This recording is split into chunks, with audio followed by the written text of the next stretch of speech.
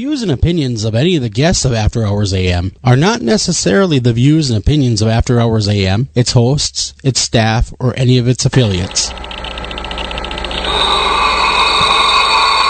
to the After Hours program. Ladies and gentlemen, I have a grave announcement to make. Incredible as it may seem, both the observations of science and the evidence of our eyes lead to the inescapable assumption that those strange beings who landed in the Jersey farmlands tonight are the vanguard of an invading army from the planet Mars.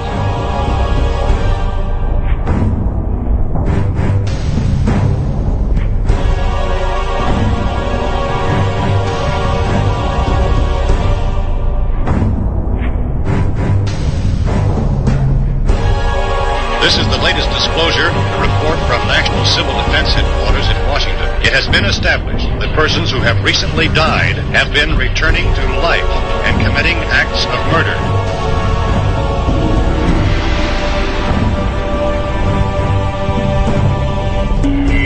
Wait a minute, something's happening.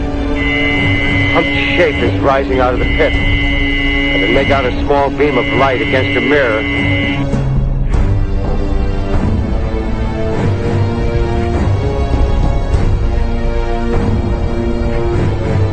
Welcome to After Hours AM Deeper Cuts. Cutting deep into what skews.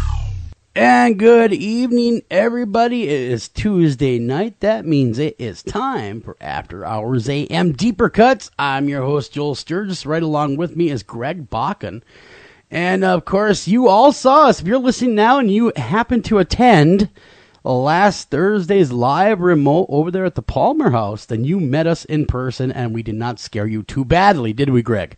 Not too badly. No, I only saw a couple babies cry. I was going to say, I do remember, well, I barely remember, let's put it that way, but I've seen some people kind of back away at least. They did. They realized, oh my God, these guys just are not right, and I feel uncomfortable being in their presence. I must take my leave now. Thank you very much. All joking aside, it was a great remote. Had a lot of fun. We gave away a spirit box, courtesy of course, Minnesota Ghost Box and Greg, of course. And we it was an enjoyable 4 days at the Palmer. Really, quite honestly, it was a creepy joint. You know, there was the thing that I liked about what we ended up doing is that there were some moments during the weekend that we genuinely, had moments of profound evidence. And terror. And what? And terror. Well, don't forget terror. Yeah, for you, there was. Yeah, a little bit. But yes, keep on that path of profound evidence first.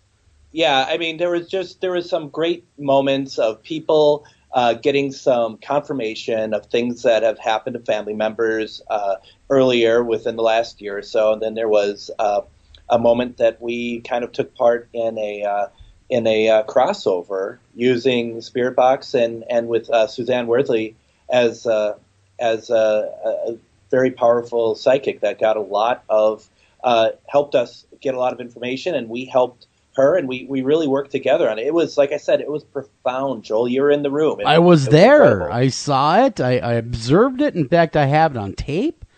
It was a very, very interesting moment in time, watching this crossing of this wayward soul into the other side and being there real time to watch it all happen. Not only watch it, but hear it via the Spirit Box. It was very, very clear, very, very evident this person was crossing over. I could not believe my eyes or my ears at that moment. No, and that was just it. I mean, we didn't know what we're going to get into. That wasn't the plan. No one was talking to us in the Spirit Box. And then when Suzanne started to get information, if you will, and we started working with this spirit who did not know how to use the Spirit Box, we worked that in also. And by the end, we were getting some decent responses, but more importantly, we were guiding this person to where he needed to go, and it's amazing. I mean, we all turned off all of our equipment after that, Joel, remember? And we just took a minute trying to process it. Yeah, we just took a minute of what the hell did we just witness kind of moment. Yeah. And of course, I had a couple scary moments. I think that's mainly because the Palmer likes to do that evidently to people, and that's what I heard time and time again. was maybe newbies, right? Yeah, I think it's the fresh meat. You know, they smell the fresh meat going, yeah, I smell some fresh meat. Let's mess with that guy. So, you know, like at 3:25 or 3:30, I forget, I didn't look at my watch. I heard some running outside my door. I was staying on the third floor in room 15, and I heard children, what seemed to be children anyway, running across my door, right in front of my door. And so I listened to that for about 20 minutes before I thought, you know, somebody had better get these kids to shut up. You know, I'm tired, and I don't recall any kids being present at the Palmer that night as guests or anything like that. So I poked my head out there. There was nobody there. And I just said, well, I felt kind of dumb doing this because, you know, you're talking to thin air. You know, you guys live here. I get it. I am really tired. I'm a guest. And if you guys could keep it down a little bit, you know, I'll play tomorrow. But right now, I want to go to bed. So then I did hear running some more. But what they would do is they would tiptoe across where my threshold of my door was. Yep. So they run and then they tiptoe. And then they run some more, like, you know, like little kids would do. Going, okay, we have to be quiet right there, but everywhere else we can go nuts. And so the next morning I got up, I talked to Kelly, and she is the owner and proprietor, which is, her name is Kelly Freeze. How does she pronounce that properly, Greg? I always want to call her Freeze, as in freeze. Is that Freeze? I think it's Freeze, isn't it? I think so, yeah. Yeah. It's, anyhow, I talked to Kelly. Too bad we didn't bother asking her on Thursday. I suppose, right? We should have said, hey, what's your last name, by the way? But, no, I asked her, I told her about what had happened. She said, yeah, that's pretty typical. That's pretty common, and especially in room 15, you know. And then, of course, then we were woken up by the woman screaming for no apparent reason, and there was no woman to be screaming. At least all the women present were going, wow, did you hear that last night?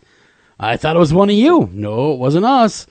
And then I just realized it was actually my inner child screaming at my utter lack of choosing a right profession, how to end up in a haunted hotel. So, never, bad joke right there. You know, bad profession. You know, questionable life decisions. But anyhow, that was a whole lot of fun. I suppose I should mention, though, before we get too more deep into things, we have Adam Selzer on the show. And everyone knows him, of course, from his Haunted Chicago stuff. Yep. And more notably, recently, his American Ripper appearances on the History Channel. So he is an H.H. Holmes aficionado, but we're going to kind of shift gears. We've had him on the show before. We're going to shift gears, and we're going to go right into the paranormal, because really he is the proprietor and the person that leads one of the more successful paranormal tours of Chicago. So we're going to talk with him about that, and plus the bat that's being seen right now flying over Chicago. Talk about all that kind of good stuff, and that'll be, of course, the bottom of the hour. Now, Greg, though, that all being said about the Palmer and having a good time, what happened to you? What did you experience? Well, you know, apart from that that crossover, and then we did some spirit box sessions, of course, you know, there hadn't been a ton of activity that was outside or inside my room, for that matter. I remember, I think it was Friday. I was laying down. Wasn't feeling so good, and I was kind of like trying to focus on just being there, and all of a sudden I just heard this hiccup right next to me. Like it was strange, but it was certainly something that just startled me out of whatever I was thinking about. It's like, what on earth is that? And it was certainly a hiccup, and it was certainly just like in the room. It was pretty cool. A couple times too, because the way it was broken up, that Nicole and I would be taking the third floor of the hotel and doing spirit box sessions and other things, and everyone else was filtered throughout the hotel. There was one point I walked across the hallway, and as I walked past this part of the wall, it knocked at me. And I just I walked back and forth to see if I could recreate it and anything, and Nicole comes up to me, like, what on earth are you doing? You're so strange. and I said, I am, I know. And then I said, but there's this knock that I got, and as soon as I said it, the knock happened again. Wow. And that was and you know, when I heard it, I was like, oh yeah, gosh, that's paranormal. It's not. When she heard it and I heard it too, I'm just like, it's probably something else. But no, it truly was the same place, and it was pretty cool, actually. That does sound cool. No, I had actually one genuinely scary thing happen to me. I had a growl in my ear. I was in the basement. Excuse me for clearing my voice. of the Palmer all by myself. And by the way, since I got back from the Palmer, I have been like the whole time. It's weird. Now, I've heard a lot of people say that exact same things, and when I did ask a few, they say it's because the Palmer burned, and it takes a little while for that funk to get out of your body. Yeah, I mean, so bear with me as I hack up a lung. Well, and it's not so much that that the Palmer burned. It was Sauk Center House that was there beforehand that burned. Yeah, exactly. Yes. Yeah. Yep. Sauk Center House burned to the ground. The Palmer was rebuilt. They built the Palmer some years later. And, of course, the story is that there were some people that innocently died in the basement during that fire. Yeah. And so going down to that basement is actually quite a creepy affair, even to this day. I was down there by myself, heard a growl in my right ear, and saw a bunch of stuff, saw a snowman move a little bit. The snowman's a whole nother story. We'll get into that at some other point, but yeah, quite honestly, it does live up to as it's billed. It's a very active hotel. Yeah, it sure is. It's I've been there a number of times, and the thing is that something different happens every time. It's certainly not the same old. Yeah, that is the very, very truth right there. So if you get a chance, go over to the Palmer, tell them we sent you, have a good time, enjoy the spirits with a few spirits. And let us know what you experience. And that being said, it is time to get into our headlines of the strange, brought to you by Minnesota Ghost Box. I don't know if you've seen this. It's kind of been making the rounds quite a bit. You guys might have talked about it on the Thursday show. Video of a haunted hotel room goes viral. I mean, we might as well stay in the same vein, right? Hotel rooms, all that good stuff. Yeah. Can you tell if it's fake? And it's the room. And if you haven't seen it, just look up. I think it's Harlingen, Texas. And there's a video of this guy, Frank Ramirez, and he's just panning around what they call a hotel room, but I've never seen a hotel room made completely of cinder blocks. And I've actually seen dirt ditches seem more appealing than what's going on here. But that's neither here nor there. But the thing is, it's like as soon as he would pan to part of, like, say, the phone or something like that, that's when the receiver would come off the hook, or he looks somewhere else and a hanger will fly off of the dresser or whatnot. And by the look of it, a very dusty dresser as well. Yeah. And it's kind of like, it reminds me of another place that I won't say what it is, Joel, but you and I have talked about it, and I think it's a complete fake. But this is the sort of thing that kind of reminds me of. It's like just trying to put together a video to kind of show that, this place is haunted. I'm getting incredible evidence off of it. But to me, I don't know if you've seen this at all, Joel, but to me, it just does not hold water at all. No, I haven't watched the video yet, but I will get around to that. I have been trying to wait till after the show to watch it because I've been seeing what people are saying. They have watched it, and they're all saying what you're saying, that, wow, that seems really staged. And that kind of now I'm watching this thing without the sound on, and the first thing that comes to my mind is it puts the lotion on its skin or it gets the hose again. With a lot of cinder blocks going on. Oh yeah, it's really. I mean, it's creepy, but it's also fakey. You know what I mean? Well, it's like paranormal at cell block H. I mean, it's like, what on earth? I mean, first of all, what kind of hotel looks like that? I would not stay in a hotel that looked like that. And I've been in a lot of bad hotels, let me tell you. But I would not stay in that hotel. I have stayed at a Motel 6. I have stayed. And you've lived to tell the tale. And I have, other than getting a few penicillin shots when I was done, I am fine. Because that's neither here nor there, and it was a bad night, and I don't want to talk about it right now.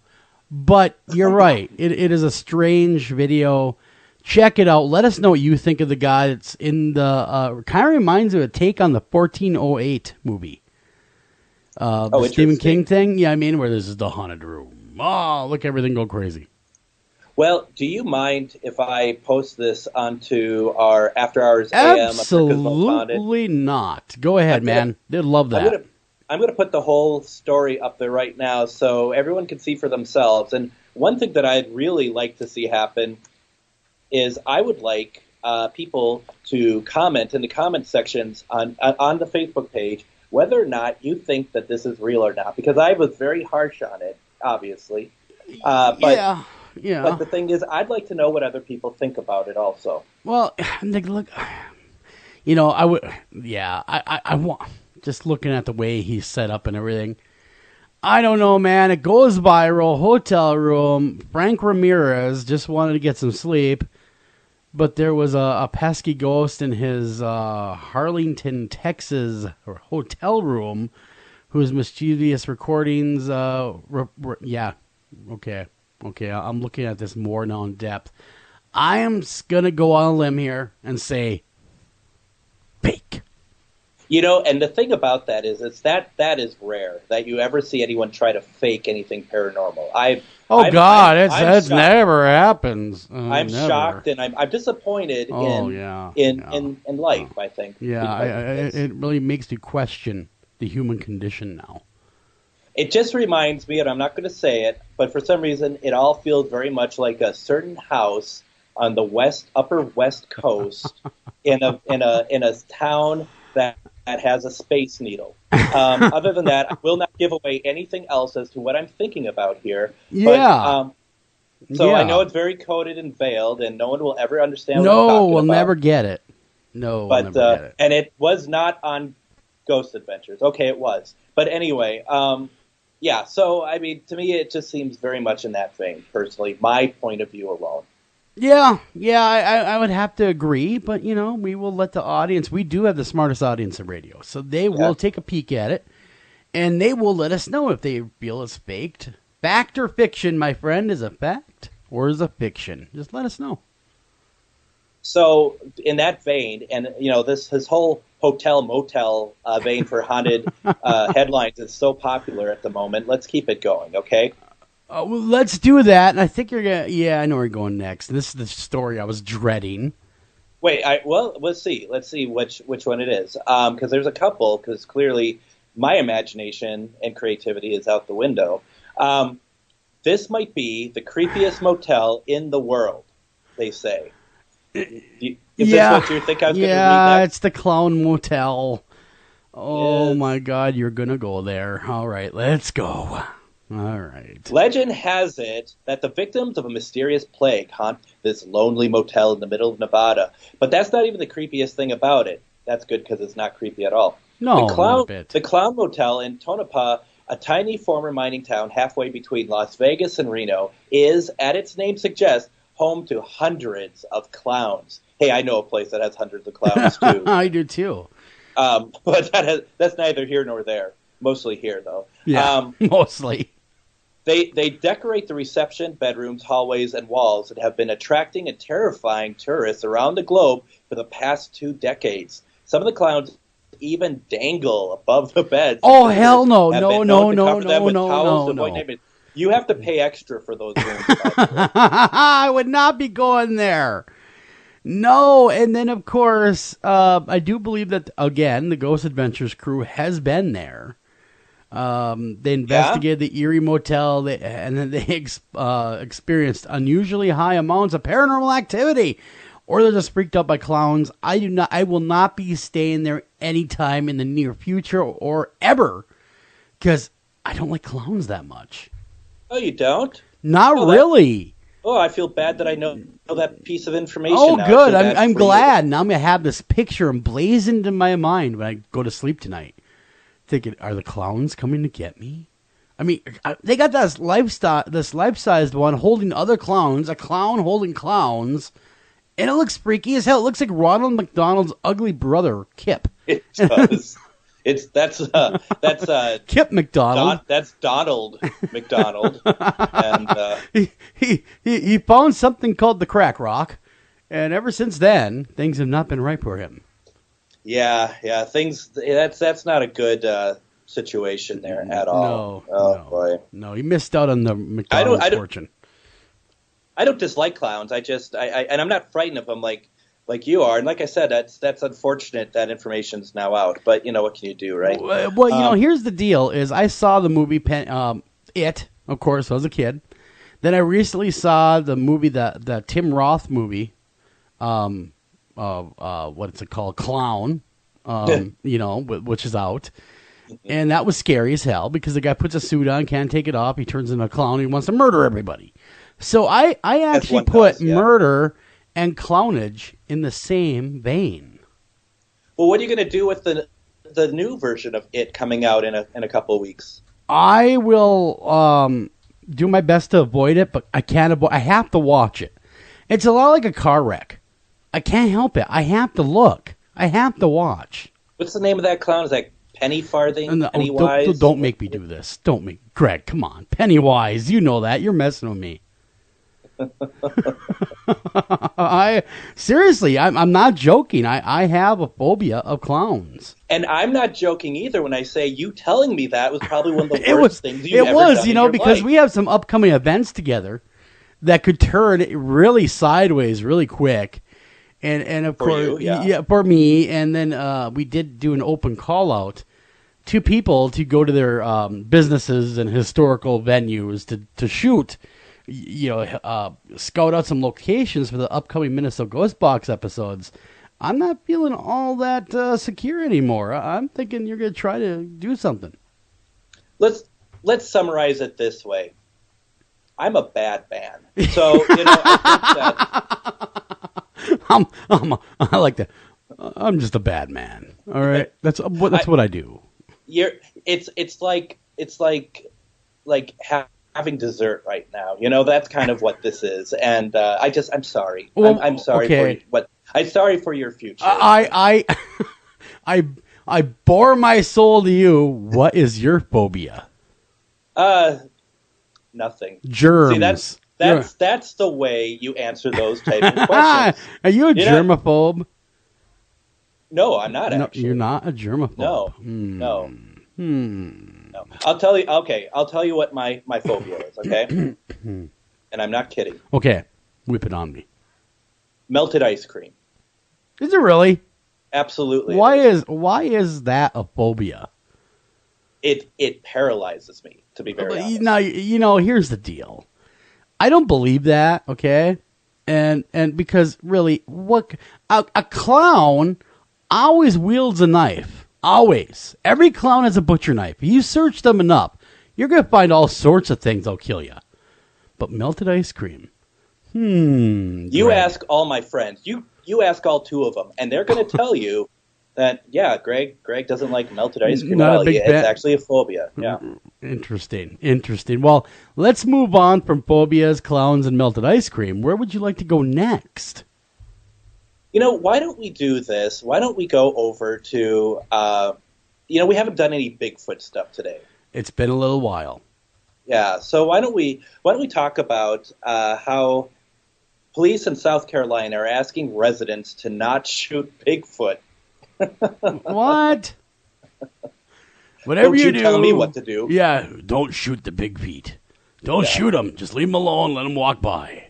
Let them rip your family apart. So they're actually saying, don't shoot the Bigfoot. Don't shoot Bigfoot. Now, the story is that the Greenville Police Department is asking that you don't shoot Bigfoot. This comes in response to a reported sighting in Cleveland County, South Carolina, earlier this week. The police department posted the following on its Facebook page. No, this isn't Shepherdstown. After watching this video from nearby Boone, North Carolina, Facebook followers and friends, I think we can say with some confidence that proof of Bigfoot still eludes us. Yeah, I think that's pretty confident, yeah. Yes. If you see Bigfoot, please do not shoot him or her. Don't shoot the Bigfoot. As we are in the 21st century, and I like that they've keeping both genders involved. Sure. Doctor Who has a lot to answer for here. As you will most likely be wounding a fun-loving and well-intentioned person sweating in a gorilla costume. Okay, that part, you know what, I get. Okay, don't shoot him because it might be a guy running around trying to have fun. All right, I get that part. Okay, that makes complete sense. See, now I thought for sure you're... Yeah, well, I know you'd shoot him. I understand this because why not? Come on, he's there, you're there, and you happen to have a gun. Why not? Joel, have you ever thought of a clown Bigfoot? Oh my God, no, I have not. Not until just a second. I mean, that would be horrible. A clown Bigfoot coming after you. That Bigfoot would be a dead Bigfoot, okay? Whether I can shoot him or not shoot him, whether they say to do it, whether they say not to do it. That and, it's scary as all hell. Thank you very much for bringing that image into my mind now. Thanks, man. I have a lot of friends who actually draw and do art. We're going to make one for you. Oh, that would be a wonderful thing. Brain. Let's not go that far. We don't need to go down that road. Or an alternate perspective, we can. There's that you too. You could. But, so you can't shoot the Bigfoot. If you happen to see a Bigfoot, chances are he's a guy in a gorilla suit. Okay, well, we got that established. So, if you do shoot the Bigfoot, it turns out to be a guy in a gorilla suit, you, my friend, are going to go to jail. But on the flip side, if he is Bigfoot, you, my friend, could become a millionaire. It all depends on what chance you want to take. Yeah, and so there's been numerous Bigfoot sightings over the years in the Carolinas, including one from mountain man Tim Peeler back in 2010. He described Bigfoot as being 10 foot tall and having beautiful hair. Really? He loves the hair. Give me long, beautiful hair. Might do the heat treatment, the VO5. I haven't seen the VO5 in years. I think that went out with Aqua Net, I thought. The VO5 and the Aqua Net treatment. Do you remember Aqua Net, though? Speak about hair. Do you remember those? I used to take a lighter and Aqua Net. Man, that makes the perfect flamethrower.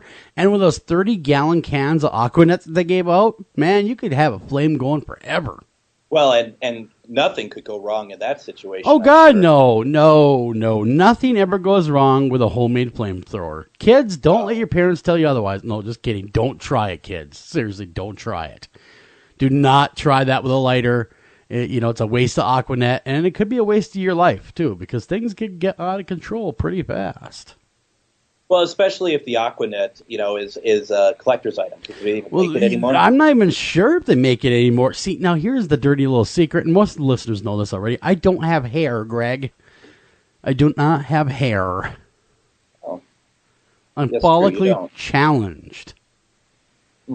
That's okay. But every paranormal radio host of any kind of success needs to be bald and have a goatee, right?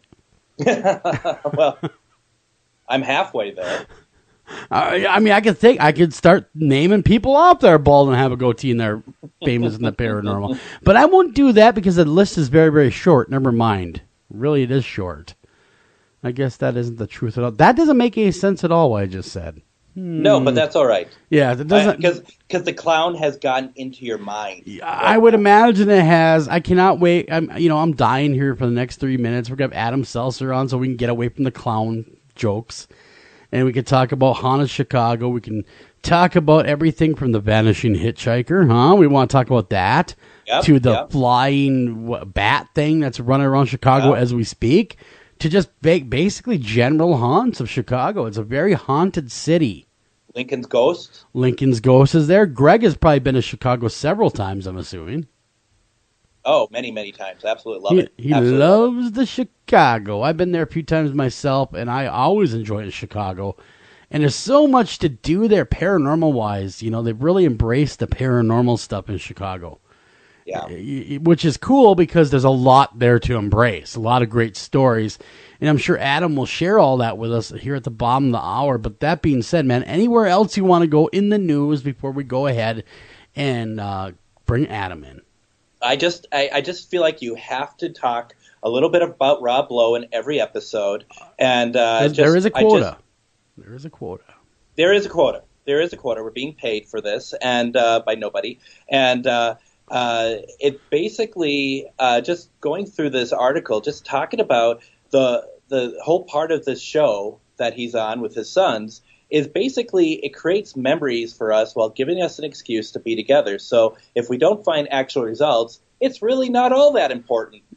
So when we did find results, we did in a couple shows in particular, it was mind-blowing. When we delivered the first cut to the networks, they were like, you made this up, right? But no, absolutely everything we captured is authentic. It's all real. It's all real, every bit of it. But if we don't find anything, Who cares? Who They're having cares? fun. That's right. We're having a good time running around buying donuts and stopping random cars. So that's a great time right there. Why not? We got to run a break. When we come back, we're Adam Selzer with us, and he is far cooler than Rob Lowe. Don't let anyone joke about that one. We'll be right back right after this.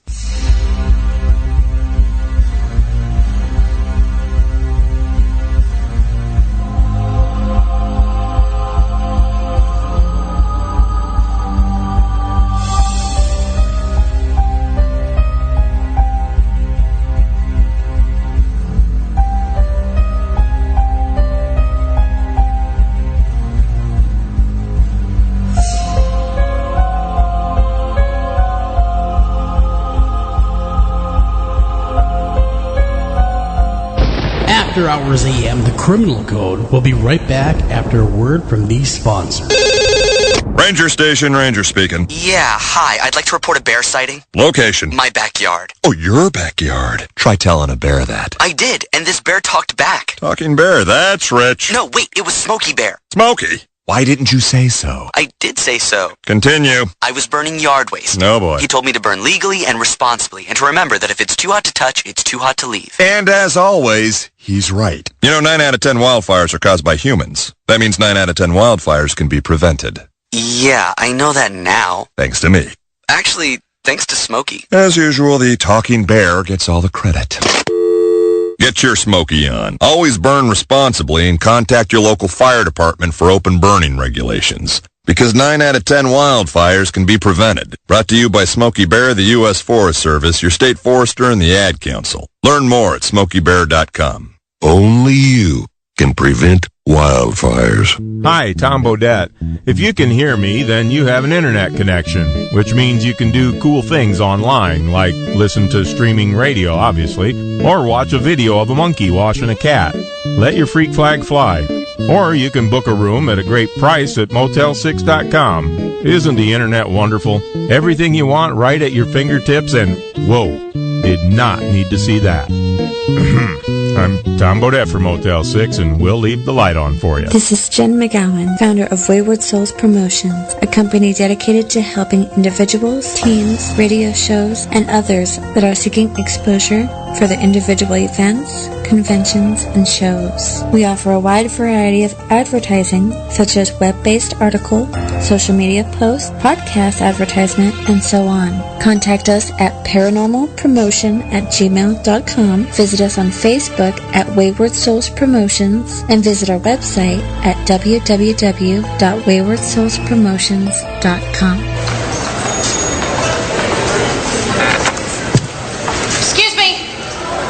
Thousands of cancer patients can't afford a place to stay when the best treatment is far from home. A room shouldn't be the difference between life and death. Let's make sure that everyone who needs a room gets one. Let's make some noise. Let's help the American Cancer Society finish the fight. Text ROOM to 41518 to donate $10. Only in the forest can you see this.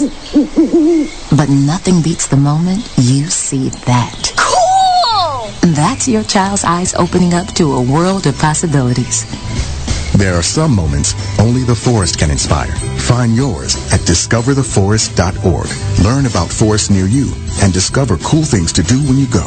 And you might just see this. Visit discovertheforest.org. Brought to you by the U.S. Forest Service and the Ad Council. Welcome back to After Hours AM, the Criminal Code.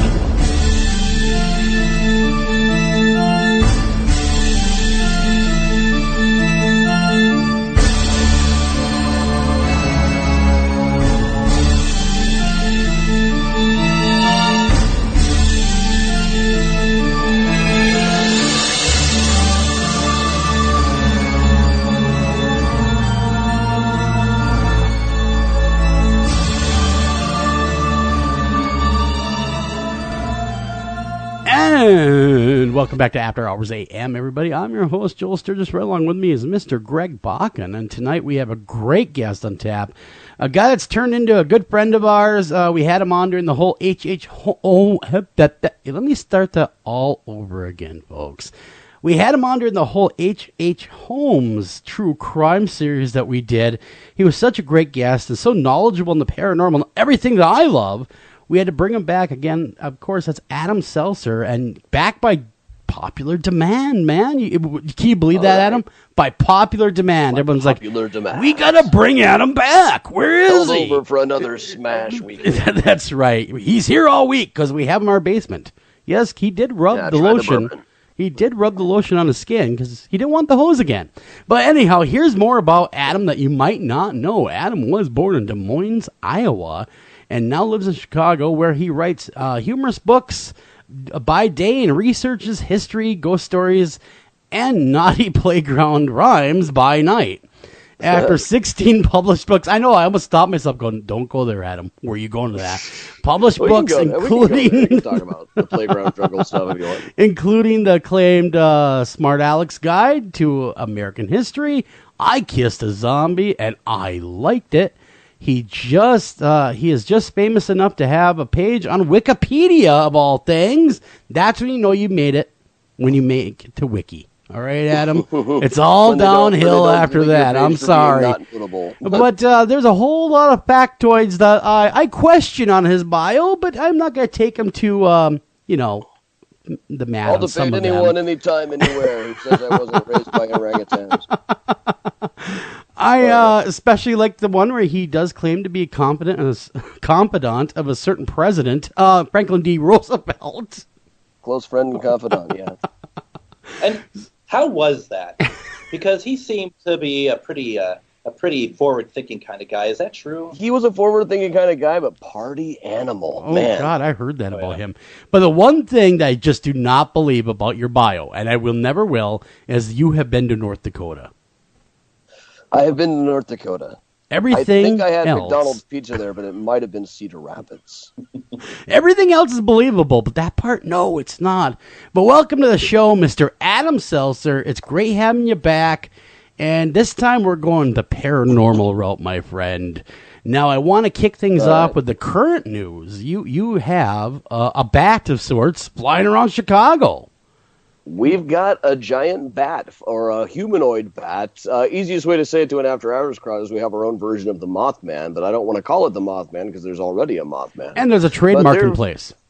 Yeah, there's probably a trademark, I'm sure. Yeah, well, we've had about 30 sightings in the past couple of months of this giant, usually not always described as a humanoid with bat wings. Sometimes it's just said like a giant bat or a giant owl. But it's been seen all around Chicago, primarily close to the lake. So when I'm running boat tours, I have people, everybody know you got to keep your eyes peeled here.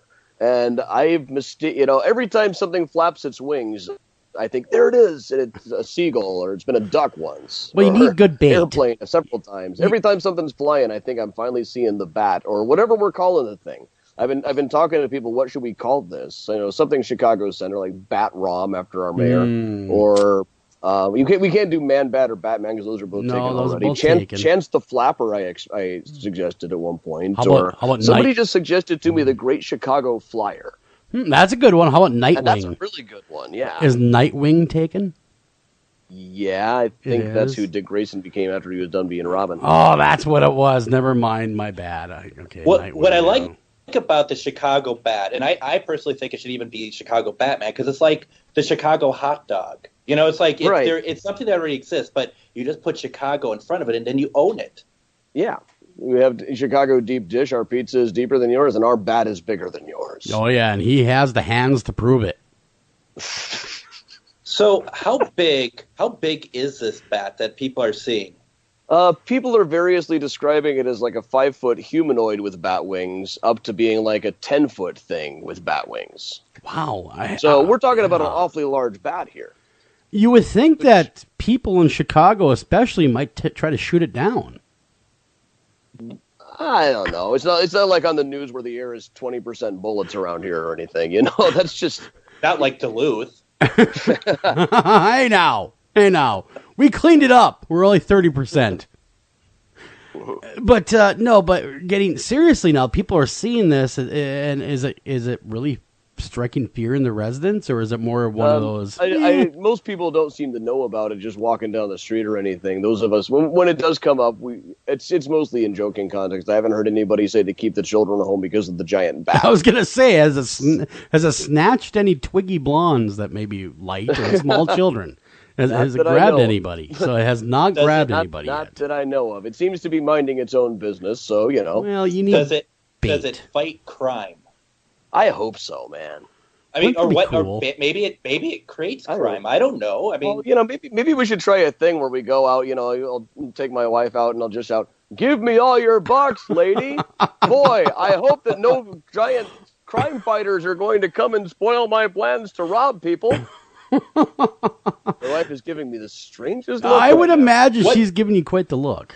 What kind of villain? I mean, but you got to be over the top as a villain when you do this. Do you have any idea what kind of villain costume I you should wear? get myself a top hat and a curly mustache and go yeah a lot. You'll never get me. See, that's it. I've got my wife is here, my friend Mandy is here. I can tie them both to the L tracks, and we'll see if the giant bat comes to save the day. And I'll go like, curses! Damn you, Dudley Do-Right. Yeah, that would be kind of cool. But, looking at Chicago and the books you've written, and you've written a ton about Chicago haunts, and of course, you also are the premier tour guide in Chicago. So if you want to know about the paranormal... If I do say so. Yeah, so, exactly. I do have a couple of tours coming up that are still available. On Thursday, in fact, there's going to be a ghost tour. I only do those occasionally now. There's a small group wanted a ghost tour. I said, I'll do a ghost tour for you, and I just kind of opened it up on the web page. So if anybody else wants to buy a ticket, they can come as well. So Thursday night at 6:30 downtown in Chicago, there will be a ghost tour. Then a couple of times coming up on August 30th and September 20th, I believe, I will be doing my Grave Robbing 101 tour in Lincoln Park. That's an important skill right there. Probably Chicago's only grave robbing tour. It's not only a tour of the old relics of the old city cemetery from the 1850s, but also everything you need to launch your career as a 19th century resurrection man today. Do I get to keep the body, or do we return them after we do the Well, you're supposed to turn over all bodies to the coroner so they can go to the state archives in Springfield, but I won't tell if you won't. That sounds good. For an extra $10, Adam will help you. So and I'll clean them for free. So what happens at the Ghost of Chicago walking tour? Like, where do you all go? Oh, murder sites, disaster sites, places of that nature. Mm-hmm, mm-hmm. All sorts of places around downtown that have been reputed to be haunted over the years. And it can vary up a little bit sometimes. There's quite a few of those floating around. Sure. And is it just... no just about it, but you guys are walking around, or do people try to do any sort of communication with spirits, or is it just... Sometimes people do, yeah. The problem is if you're using like an EMF reader or some kind of equipment like that, you're in the middle of downtown Chicago. Mm-hmm. So if you get to jump on the EMF reader, there's literally thousands of things you could be besides a dead person. Yeah, may not be the tool. We're not exactly working in laboratory conditions in an alley downtown or alongside the river downtown. Yeah. Well, Adam, one thing we did not talk about when you were on the show last time is what got you into the paranormal. I mean, we never got to know who you were because they're so fixated on, of course, the new show you're on, American Ripper. I'm going to be on an episode of that right after this program. Very, very cool. But that being said, is what got you, coming from Iowa, what made you want to go to Chicago? What made you want to get involved with ghosts? I really wish I had the right story here. I know it's supposed to be like, so I never believed in none of this stuff. Yeah. Until one day. And for me, that one day would have been probably right around the time my great-grandfather died. One day I turned on Channel 9, and there was this show called Scooby-Doo. and that's what got me into the paranormal, honestly. Driving around in a van solving mysteries. Sounds like the career for me. Well, this fall I'm planning to drive around in a van damaging Confederate monuments down south. It's going to be a great fall. It's going to be a lot of fun. Oh yeah. Well, I went to college down in Georgia. We used to steal the Kappa Alphas for Confederate flags all the time. I bet you that went over great. I bet you they got a little angry, but I learned a lot of good sneaking skills that have come in very handy in the ghost world. Sure. I mean, nothing harder to outrun than an angry redneck. Right. You took my flag, damn you. Oh yeah, plenty of places that I went to in college. We'd have to know where the exits were at all time in case you had to make the hasty retreat. Yeah, we've all been there. So Adam, when it comes to the paranormal, because I forgive me, I don't know. Do you like investigating, or just like the history of it or whatnot? For me, my main job, and what I would think of when I'm affiliated with any paranormal stuff, my main job is doing the research to make sure all the backstory checks out, or at least finding out what the real backstory is. But if they let us go poking around the building too, I'd love to go poking around the building. I'm not a big believer in the equipment that people use, but I'll play with it a little bit. I just don't necessarily expect that. Even when I get something particularly weird, I don't necessarily think that what I'm seeing here is really a dead person. And in the heat of the moment, I'll let myself have all kinds of fun with it. I'll let my imagination run wild. But I'm always careful that after the fact, sit back a little bit and acknowledge the fact that your imagination can kind of run wild in these situations. Mm-hmm. Mm-hmm. Good point. Very good point. Because there's a lot of people, even our seasoned investigators, that get duped by their own imagination. It's hard not to. Oh, sure. Sometimes, because there you are in the most haunted hotel ever or the most haunted house ever, and you're expecting to be haunted, but then your mind starts playing those tricks on you. Well, sometimes it is when you least expect it. Let me tell you my own most recent ghost story is in the wintertime I drive for Lyft, which is the same as Uber. Mm-hmm. And I love doing it. I always had this secret desire to be a cab driver. I always kind of wanted to be a character in a Tom Waits song. And, this allows me, I drive around, I just meet interesting people and have adventures all the time. I drive strippers to job interviews. I take medical students out to get liquored up before they do their first cadaver the next day. I got offered a job as a Colombian drug lord one time. But one night I've been driving around a while, and you kind of get to where, you have to look at the map and remember where in the hell you actually even are. Because you've just been driving around so long that the city just becomes like the screensaver. Mm-hmm. And I picked this woman up in Rogers Park up on the north side, and she got into the car along with this guy who looked like Pedro from Napoleon Dynamite. And as we drove along, I was just kind of chatting to him in the back. So, you guys live in Ravenswood? You like it there? And we drove right alongside the edge of Rose Hill Cemetery. So I talked about that a bit because I run walking tours at Rose Hill Cemetery sometimes. And so we get into Ravenswood, and I got to the address that I was supposed to take him to. The woman got out of the car. And nobody else did.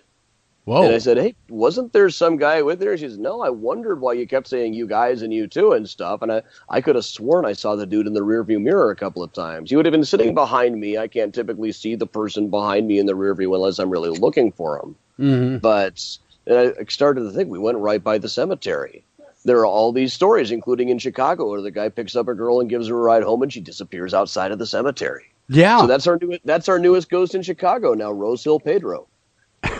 So, go ahead. By night, he's Chicago bad. So perhaps so. So yeah. Go ahead. And I imagine I probably just thought the guy on the sidewalk was getting into the car, and he wasn't. And I've been driving along. I was more focused on the road than what was going on in the back seat. I can always find a way to explain this stuff away, but I really do feel like I saw that dude in the rearview mirror too. And at the very least, it gives me some more insight about where all these cab drivers who say they've seen Resurrection Mary, where, other ways that could have come about. Resurrection Mary's our real vanishing hitchhiker here in Chicago. Oh. Yeah, we'll get to that story. Probably next hour we go into the lore of Chicago. But you talk about the city and how haunted and it is, and what's going on in the city with the bat and everything else. Now, Chicago's always had that reputation, though, as kind of being the seedier, if you will, of the big cities, where you had the bootleggers, and so it doesn't surprise me at all that it would be a haunted place. So where better than Chicago to see a giant bat? Right. So the whole paranormal thing that you're into, what is it then? Because it kind of sounds a bit of like a skeptic, which there's nothing wrong with. That's healthy. Yeah. What is it that really entices you to go and have your walking tours in cemeteries or go around Chicago and go to all these places? For me, a lot of times it's just the historical research aspect. I love a good mystery. Mm-hmm. And even putting aside whether there's actually a ghost there or not, piecing together the story of what really happened can be just as fascinating to me. And plus, I mean, like you said, Chicago is such a wonderfully historic, and a lot of it's still being intact, unlike Minneapolis, where I am right now, and we bulldozed all the cool buildings a long time ago. It's really cool to be able to be a part of something that's so energy-wise, so historic, and so wonderful. I love Chicago. Yeah, there's always something new to find out about, too. Some new building to go inside of, some new story to investigate. Or just when I scroll through the newspaper archives, and I'm in the newspaper archives in the microfilm room all the time, you just run into all kinds of unbelievable stories that were in the news for about 2 weeks, but nobody rewrote them in the pulp era or anything, so people just forgot about them. So now, when you're piecing together a story from history that's alleged haunting, has there been any of them that you go, oh my God, this is absolutely true? Or how many of them are just bunk? I mean, that they just got misinterpreted throughout time. There's a lot of them where the story just kind of came out of nowhere. It's just maybe came out of around a campfire or something, and it becomes very, very... I'll have people tell me, oh, yeah, we know this place is haunted. This woman hanged herself in the attic. We've got a picture of her. We know what her name was. And then I'll find out, no, she didn't hang herself. She's in a nursing home in Florida to this day if you want to talk to her. I mean, you'll have to speak up a little. She is pretty old, but... She's there. A lot of times what you find is it's ghost stories are like any other kind of tall tales. A lot of times there's a kernel of truth back there. But through the years, it's gotten exaggerated. People have made mistakes, and people have kept on repeating those mistakes, or they've conflated it with other stories. Or, up until fairly recently, with a lot of these, there wasn't that much data available to most people. Mm-hmm. Nowadays, with more and more newspapers being indexed and searchable online, we can find so much more data than you would have been able to get on a lot of these stories until just fairly recently. And do you have a lot of people who go on to the tours with you? Do they come up to you afterwards like, I got a place you need to go check out? There's some crazy stuff happening at my place or this building I work at or stuff like that? Sometimes, yeah, sometimes. Well, what I don't like is it happens a lot that people who've lost a child or something want me to come and confirm that their spirit is still in the house, and I don't want to get involved with that do you consider yourself a ghost hunter, Adam? Not really, no. I'm a historian who specializes in places that are supposed to be haunted. No, and that being said, have you found any, because you touched on it earlier about the equipment used. Yeah. Is there any equipment that you would point to and say that's our best chance of catching the presence of a spirit? Nothing has ever totally impressed me. I'm just a camera and microphone man myself. Amen to that, man. So am I. That's exactly what I am. Bare bones. A lot of it, a lot of the things that people show me that they're bringing, it's not really any different than if you brought an electric toothbrush and just saw if it started up working by itself. Which would be kind of cool. And I'm sure you guys probably get a lot of the same pictures I do. So look, if you look in the leaves, you can see the shape of the sheet. Oh, yes. I get like playing Find the Hidden Pictures in Highlights magazine or something. Being a sound engineer, I get that a lot. And I know, Greg, you get more of the picture stuff, and so you can speak to that. But I get a lot of the EVP stuff that's misidentified. Well, have you heard my H.H. Holmes EVP? I have not heard that one yet. No, if you go poking around, I could probably even find a way to play it on here. I'm not using the best microphone in the world for this kind of thing, but if I can find where I put my telephone down. If you email it to me quickly, I could probably get that on air. Yeah, hang on. Let me send it over to you then. I'm sure I got it here. And the thing about like any sort of evidence, in my opinion, I don't know about you two, it's like if I'm not there, or if it's people that I don't know, it's really hard for me to believe it, to be very honest. Right. Yeah, if I'm not there, a lot of times, this is something I tell people with this particular recording, is you just have to take my word for this. Yeah. I can tell you that I was the only one in this place. There was nobody else there. I investigated to see where, I didn't hear the thing at the time, not until I played the recording back, but I didn't paste it in on the audio file in Logic later or anything. I can tell you that, but you just have to take my word for it is all.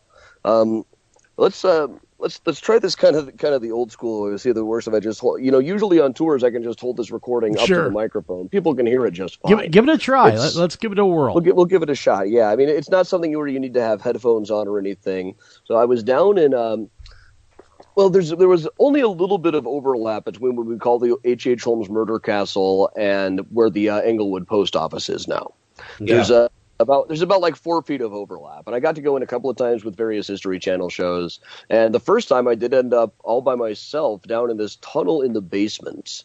The tunnel runs right along the edge of the post office, right where the overlap would have been. So it's in like the one part of the post office where theoretically you might be in a part of what used to be the murder castle. Gotcha. And yeah, and I don't mind saying I got a little creeped out, even though I think 99% of the stories about the murder castle are just tabloids and pulps. Well, yeah, because I'm looking at the map right now of where that would lay with the new post office. You're right. There's not much foundation left of the murder castle. Very little. Yeah, there's only a little overlay. I don't think there's any original material left. Really, there's a wall of bricks that look older than the rest of them. They do look about right for being 1890 Chicago type bricks, but I don't think they're original castle bricks. But so while I was down there, most of the stories about it I think are basically nonsense. But there's 3 or 4 people that I think quite likely could have been killed in the building. Mm-hmm. It wasn't like hundreds or anything, but there was Julia Connor and her daughter Pearl, who I just talked about on American Ripper a couple of weeks ago. I will say I do not believe that her body was sold to a skeleton articulator. That was just a guy that the police found would say whatever they wanted if they poured enough whiskey down his throat. Mm-hmm. I could say the same about myself. I'm pouring a lot of whiskey down my own throat right now. This American Ripper's coming on. Every time the show is on and I'm home, I have friends over and we all drink profusely. And so anytime I'm on a TV show, I want to drink. But anyway, so while I was down there was Julia and Pearl. There was also a woman named Emmeline Segrand. They're the 3 who were most likely would have been killed there. Pearl would have been about a 6-year-old girl at the time she disappeared in Christmas of 1891. So while I was down there, I was mostly just trying to document everything, but I figured I was there by myself. All the ghost hunters are going to kill me if I don't want to do any ghost hunting here. Sure. So I had the recorder running. It was a Zoom H2 set with all 4 microphones running. That's what I use. Yeah, nice. Yeah, it's set on the wave setting, all 4 microphones going at once. And for lack of a better idea, I just started whispering the names of the people I think would have been most likely to have been killed there: Emmeline, Julia, and Pearl. And I didn't hear anything when I played when I was down there at the beginning. But when I played the recording back, there was this voice louder than my own that sounded like a girl about Pearl Connor's age singing. So I'll set this up on the microphone, see if you guys can hear this. Yeah, let's give it away.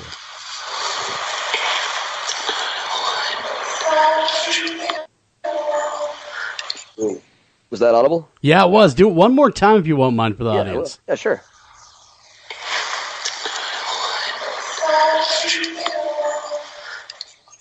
Okay. So is that whispering? The whispering is me. The whispering is me saying Emmeline, Julia, Pearl, anyone we don't even know about, and then there's this voice like a little girl singing. Okay. That's creepy. And I can't really figure out what it is that she's saying. There's 5 notes or 5 syllables depending on whether she's singing or talking there. As near as I can transcribe, it sounds to me like she's saying "Sorry, Beefalo," which sounds like the worst Chef Boyardee. Yeah, I was gonna say, what? She's angry because the can went bad. I mean, what's going on with that? So yeah, I don't know, but that's one I as skeptical as I am. I have analyzed that one like crazy, trying to figure out what it could have been. It's on all 4 of the microphones. There was nobody else down there with me. It doesn't sound like water running through the pipes or anything like that. No, that is a strange. I would be happy to analyze that for you. Oh yeah, give me message me over your best email address. Yeah, I'll do that because I do a lot of. I do a lot of forensic sound reenactments as well, so I can actually tell you what wave that came in, what dB, and what hertz. Okay, and it might give you a better clue whether that was a human being. I'll have to go digging through my other files whether I can figure out whether for the actual wave file. This is just the MP3 that I usually play on tours. Yeah. Well, it sounds simple. That would be. Message me over your email on Facebook. Yeah, I'll do that, and I'll load that into my what we call a spectrograph, but it's basically what it is. It'll tell you what it is. There's one extent to which I haven't really analyzed it, that forensically or anything other than just listening over and over, because sometimes you get something that good, why ruin it? Well, exactly, and that's one thing. It's like it's a great tale. If anything else, it's a great tale. And sometimes I a get people tail. on my and I get people on saying comments, dude, that's not real. You faked that, and that's exactly what I'd say if I were them too. Well, you know, and but honestly, for it's in my direct financial interest to have that location be haunted. I'm even if I see the Chicago Bat, I'm the last person in the world you should believe if there's a Chicago Bat. Well, we knew a guy that saw a Bigfoot at a Bigfoot expedition. We know our Bigfoot festival, so we totally know what you're talking about. We do. Yeah. We do. We come back. We got to run a break. We come back. More Adam Selzer. Don't go anywhere because we're going to take that slight left turn into the lore of Chicago and maybe talk to him about what his scariest story is in his opinion from Chicago. Don't go anywhere. We'll be right back right after this, eh?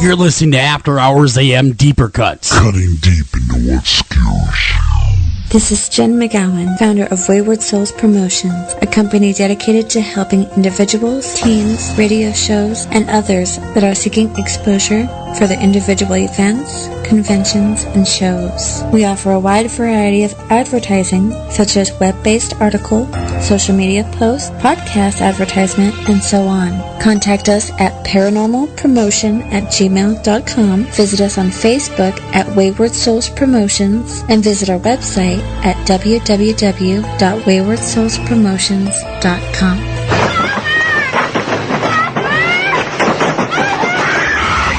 In 1999, The Exorcist was voted the scariest movie of all time. Your daughter doesn't say she's a demon. She says she's the devil himself. Entertainment Weekly calls it the most viscerally harrowing movie ever made. That thing upstairs isn't my daughter. The most electrifying movie of the 20th century is now coming back to theaters. Where's Reagan? In here with us. Author William Peter Blatty and director William Friedkin have created an expanded, thrilling new version of The Exorcist with footage that has never been seen before. She needs a priest. Don't miss The Exorcist in the version you've never seen. Possessing theaters everywhere. Rated R, under 17, not admitted without parent. You're listening to After Hours AM Deeper Cuts. Cutting deep into what skews.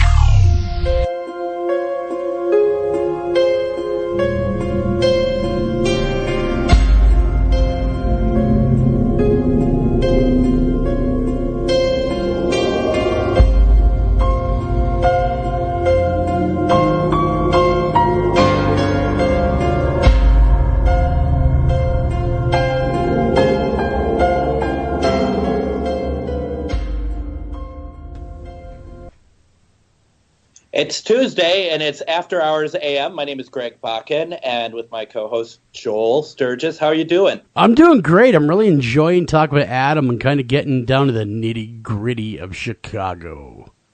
Yeah, we've been spent the last half hour talking with Adam about all sorts of things, including the Chicago Bat.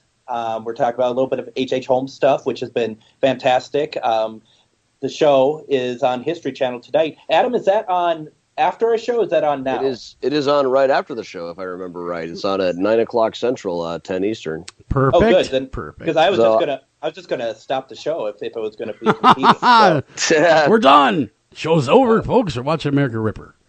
Right. So I wanted to kind of switch gears and I'm more than happy to point out when I don't know anything about anything. And, but when Adam got on, we got him on the phone or whatever. And I said to you, Adam, I want to talk about Ghosts of Lincoln, this brand new book of yours that came out. And I'm a little off, aren't I? It's like it came out a couple of years ago. Yeah. So that was a good start to our conversation. Showed that I really did my due diligence and research. So, right. But the idea of Lincoln's ghost showing up in different places does really fascinate me, and I don't really understand why. But he shows up everywhere Lincoln ever set foot, in quite a few places where he didn't.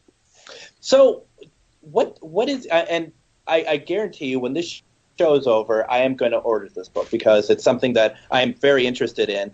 But how much of that? I mean, how do you? Is it just really a bunch of stories about where he showed up? I mean, how believable is this? Really, what I tried to do with all of it is not just with the ghost. There's also all these stories about Lincoln predicting his own death, having a dream of a dead president from an assassination in the White House, attending seances and things like that. And I tried to trace all of these stories back to their sources. And also like the earliest versions of the ghost stories, where some of that stuff came from, all the early variations. Quite a lot of it. There was just one big article in like the Sunday pullout section of magazine pullout section of newspapers in the 50s that it talked to all these people from the White House, like talked to people like Eleanor Roosevelt and stuff about the story that Lincoln's ghost haunted the White House, and they came up with all kinds of good stories. It's something that the staff takes very, very seriously at the White House sometimes. A lot of them don't really like to talk about it, but it's way more. It's like actors, theater people, and the Scottish play curse. You kind of think that that's just something they chuckle about, but no, it's something they take remarkably seriously. Yeah. And same is also true. There's been stories about people who won't go in certain bedrooms when they're working at the White House because of Lincoln haunting it. Well, it was very entertaining just to try to trace all the stories back. One of my favorites, and in a lot of Lincoln books, they show this, say this as a matter of fact, that supposedly one time Lincoln went along with Mary, his wife, to a seance in Washington, and we know for sure that Mary went to lots of seances. And supposedly the medium there was able to make the piano float, and Lincoln hopped up and took a ride on the flying piano. I can't even tell you how much time I spent trying to trace that story of Abraham Lincoln riding a flying piano. Yeah. And there are a number of different sources on it. You can kind of see how the guy changed his story over the years, but we do know that there was a medium in Washington whose big trick was she made the piano float. We know for a fact that Mary was there because she talked about it to Senator Orville Browning, and he wrote about it in his diary. But actually placing Lincoln himself there is something else, though I did find in the process. Another thing is that nobody had ever found a reliable account of Lincoln even really attending a seance. It was always just kind of a guess whether he did or not. It kind of, there's a lot of myths and things and a lot of spiritualists that, oh, yes, he was a big spiritualist. He came to see me all the time. But, who knows if they were telling the truth. But after one of the books about that came out, I noticed there was a thing in a lot of the spiritualist newspapers have been digitized now, so I looked up all the reviews of that, and one of them was acting very indignant that General Dan Sickles, who is a whole character in and of himself, had apparently had an angry response in some newspapers called Miner's Journal. I finally tracked down Miner's Journal. There's like one historical society that had it on microfilm, and they got them to pull the article of General Sickles' response. And he told this whole story. He's like, yeah, I went to seances with Lincoln, and it was great. He kind of thought, he thought the whole thing was ridiculous, but he went because Mary was into him, and he thought, you got to be, a good neighbor. The president's wife wants to go, so you go. And he did recall one time, I think it was in the Crimson Room at the White House, that Abraham came and joined them. And he said that Lincoln just kind of laughed the whole thing off, but then Mary said to him, no, don't you know there's this medium here in the city who can make the piano float? And Lincoln said, well, I can do that too. So he walked over to the piano, sat down, started banging on the keys while bumping it with his knees and saying, see, I can make pianos float too, mother. So who knows if that's really the source of where the whole thing came from, but it is a confirmation of Lincoln actually attending a seance. And that was something that kind of surprised me is there's, Lincoln has been studied and studied and studied. There's, more books about him than like anybody except Jesus. Yeah. And maybe Bob Dylan. Yeah. But there's so much out there that is sitting in archives basically unexamined even now. Well, I can believe I was finding new stuff that hadn't, sources that hadn't been cited before. I found like an earlier version of the Who's Dead in the White House dream that I think had been completely lost, and throws a whole new wrench into that whole mystery too. Did you find anything in your studies where Lincoln actually says he attended anything? Where he point blank says, yes, I did go. Lincoln himself did not say so himself, as far as I know. Did he at least allude to... We do have the one first-hand account from General Sickles, who is a disinterested party, at least. Now, did he at least allude to believing in the paranormal or the afterlife? There's a couple of little things kind of like that. There was one time he wrote to Mary and said, better take Tad's pistol away from him. I had a dream. Interesting, okay. You know, there's a lot of times where it kind of seems like he's expressing a sort of a half belief. Yeah, well, years ago, sort of the way that you don't step on a crack, or that you try to, you know, I walked under a ladder just yesterday and I felt weird about it.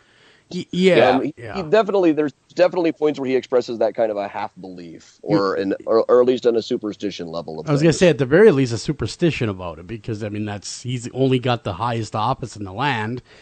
And you know, he was not the first president to be assassinated, so it does. It would have to weigh in someone's mind. He was the first. Was he the very first? I thought there was one before him. Had two.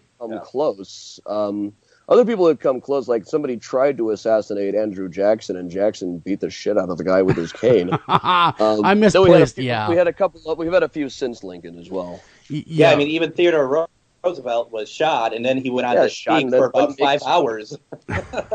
while bleeding. That was when he was running again in 1912. They brought him to the hospital here in Chicago. Interesting. Right. He didn't want to be in a, you know, even after the speech, he was shot in Milwaukee, made a speech in Milwaukee, and then went clear to Chicago to be in the hospital. To speak for like another 4 or 5 hours, right? Probably, He spoke. I mean, he was nonstop. Now, Joel, one of the things that I find interesting about this too is like we talk about that place in Duluth called the Depot. Oh yes, and, yep. They're going to have Lincoln's death car back up there for viewing, and that there's been people have been saying some weird stuff. I used to volunteer there. I used to volunteer there when I was in college, in fact, and we get the death car in periodically. I mean, in there, because it's still making its rounds, of course. And whether it's the actual genuine article death car, I do not know, Adam. So I didn't authenticate it because I know there's a couple of them. But it was funny because people would come up to me and go, "Man, you know, we had such a good time, and I gotta say, it was great having the actors here. And we didn't have actors there. It was the cars, and you looked at, and that's it." I'd say, "Really? Do tell." And they said, "Well, you know, that one that was dressed as Abraham Lincoln was completely convincing. He was really good. I'd like to get his name." I said, "Ma'am, we don't have any actors here."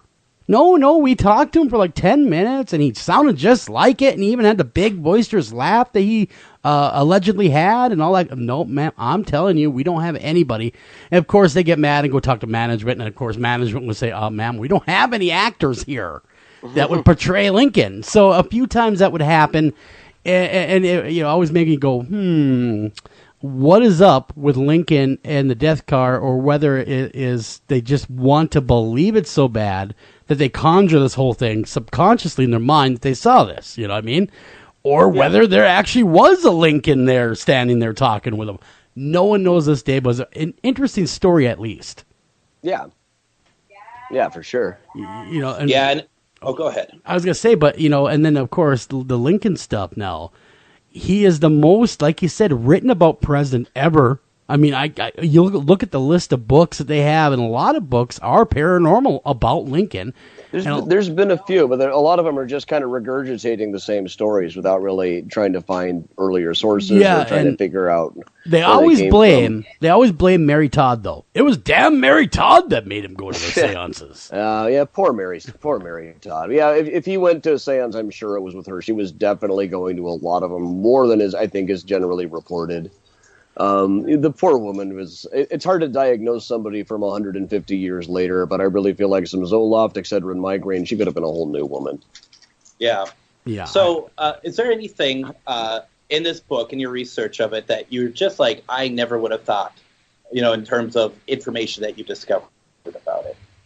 About Lincoln stuff? Yeah. Quite. There's all kinds of stories about Lincoln that you just read and go, wow, like the dirty jokes he would tell and things like that. Yeah, he was a fan of the dirty limerick. Those are the main ones for me. Just well, one of my favorites, and this is one I will tell this story all day. Do I clean up the language on this show?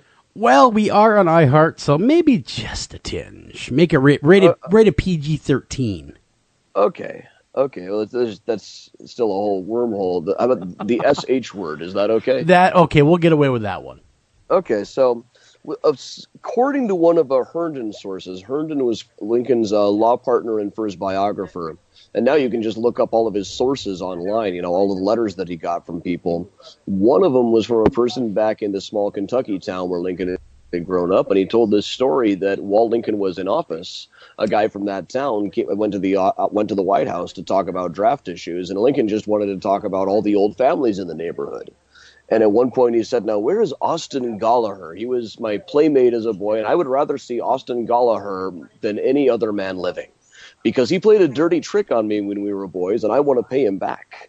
Once we were out in the woods, he went to sleep against a tree with his hat sitting open, and I thought I would shit in his hat. So I climbed up, but then when I let the load drop, he switched hats with me, so my hat caught the whole charge. So here was Lincoln in the White House plotting to lead the Union to victory and end slavery once and for all, also plotting to poop in an old man's hat. This was a hero. That was the hero of the Republic. Could you imagine how much that would go on eBay, by the way? Some fecal matter from Abraham Lincoln? Oh, God, yeah. Millions. Yeah, but it's about a third-hand source that Herndon has, but it's from before journalists discovered Austin Gallagher. Austin Gallagher was still alive, and I just found, looking him up in the newspaper archives in Kentucky, I found one of the newspapers in 1898 ran a photograph of him on his deathbed that I'd never seen that photograph before. There's the one blurry one of Austin Gallagher you always see. Sure. So it's like so that's the thing, when you are digitizing these old newspapers, there's all kinds of stuff showing up that you just have to know what you're looking for. Yeah.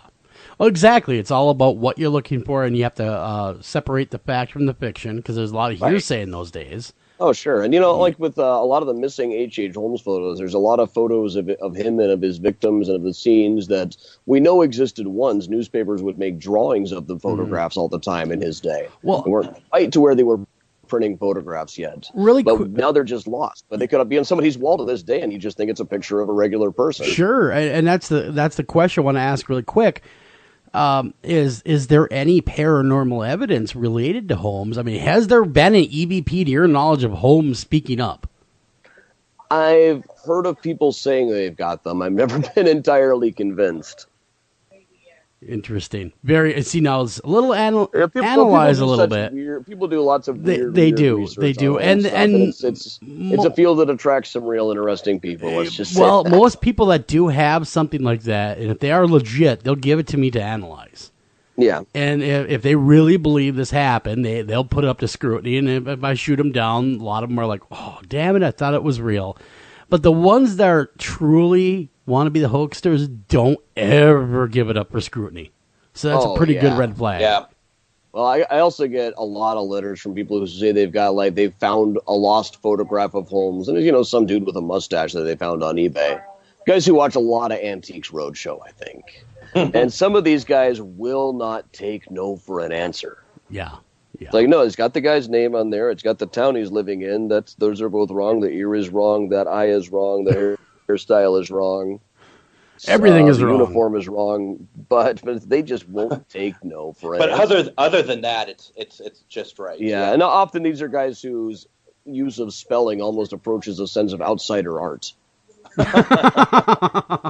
Well, and the Holmes thing, of course, if you guys want to learn more about H.H. Holmes, you wrote a really phenomenal book, though, of course, and that's the history of the devil in the White City. Yeah, H.H. Holmes, The True History of the White City. Exactly, and you want to get that. You want to pick that up. You were nice enough last interview to give me a digital copy of it, and I'll tell you what, I've read it like 3 times now. Really? Just reading it to make sure that everything I'm hearing is where you stand, because you did the most digging of anyone I've ever met on the guy. I did a lot of digging. You did a lot of digging.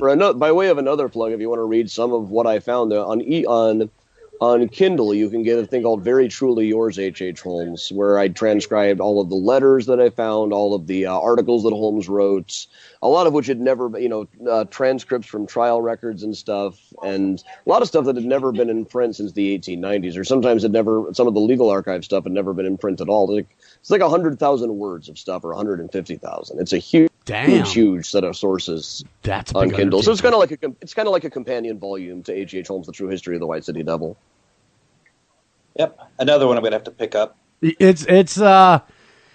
going to pick that one up as well. And the H.H. Holmes stuff, again, if you want to keep watching that one, that is on American Ripper, History Channel, 9 o'clock Central, 10 o'clock Eastern. You can see Adam in all his glory on the History Channel tonight, talking more about... Often dressed like the 10th Doctor. Exactly. He is trying to hide himself all he can. Are we Doctor Who fans then? Is that what's going on here?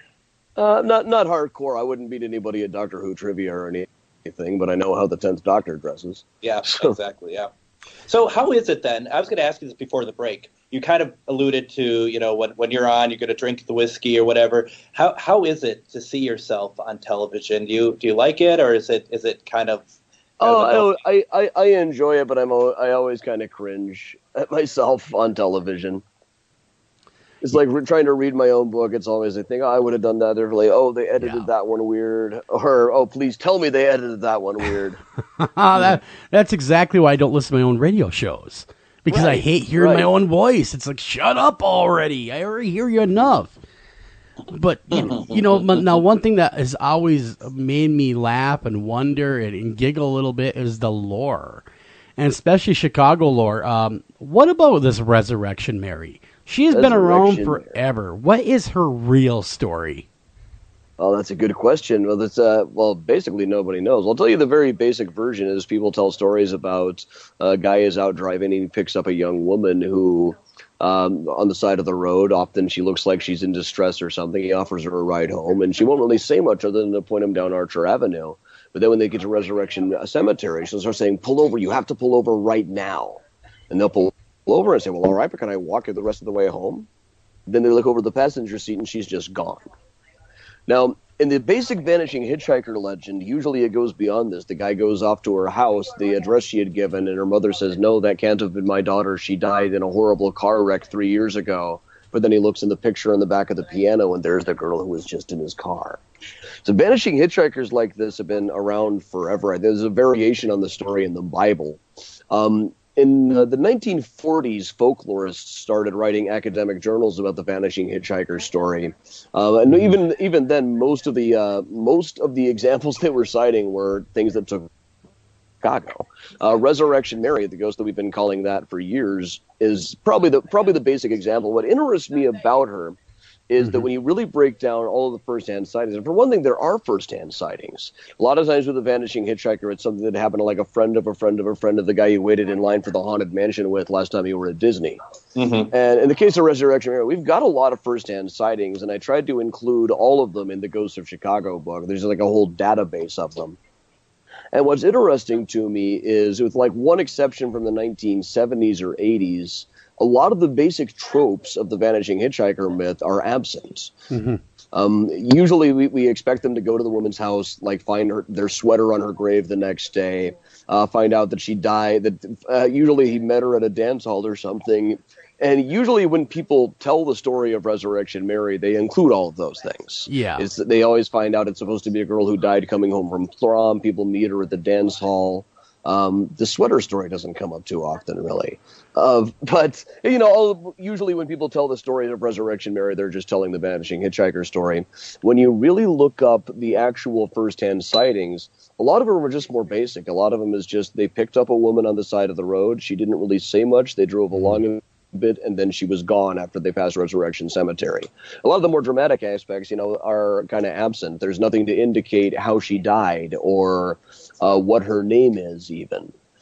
Like the most basic example I can give is the one person I have ever talked to myself who had a firsthand story of this. He said, yeah, it was like back in the early 70s. I was kind of new in town, so I hadn't heard this story yet. But I was driving by down Archer, and I saw this girl that I thought was a girl from my high school sitting there crying. So I pulled over thinking, I better give her a ride. And when she looked up, I realized it wasn't the girl that I thought it was, but I can't just be a jerk and drive away now. So she got into the car. She didn't really say anything, just kind of like pointed down the road, still crying. And like 2 blocks later, we were at Resurrection Cemetery. I looked over in the passenger seat, and she was just gone. Wow. I mean, yeah, So, definitely. And it's much more basic. It's just they picked, and a lot of times it's like a cab driver, or like me with with Rose Hill Pedro.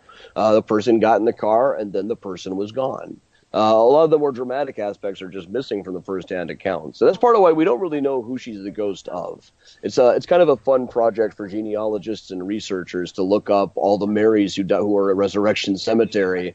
Yeah. And just what I was able to find is like Mary's about the right age in the right time period. There's like 75 of them, just that I could find. I was going to say, I'm looking at all the evidence that's out there who she might have been. Like you said, no one knows, and we don't really. I've never found an account where the person in the car actually says what her name is. So we might just be calling her Resurrection Mary because it's got a better ring to it than Resurrection Ethel. Resurrection Tammy got in my car, and just doesn't have the same. Resurrection Gladys was going to come go play bingo with me.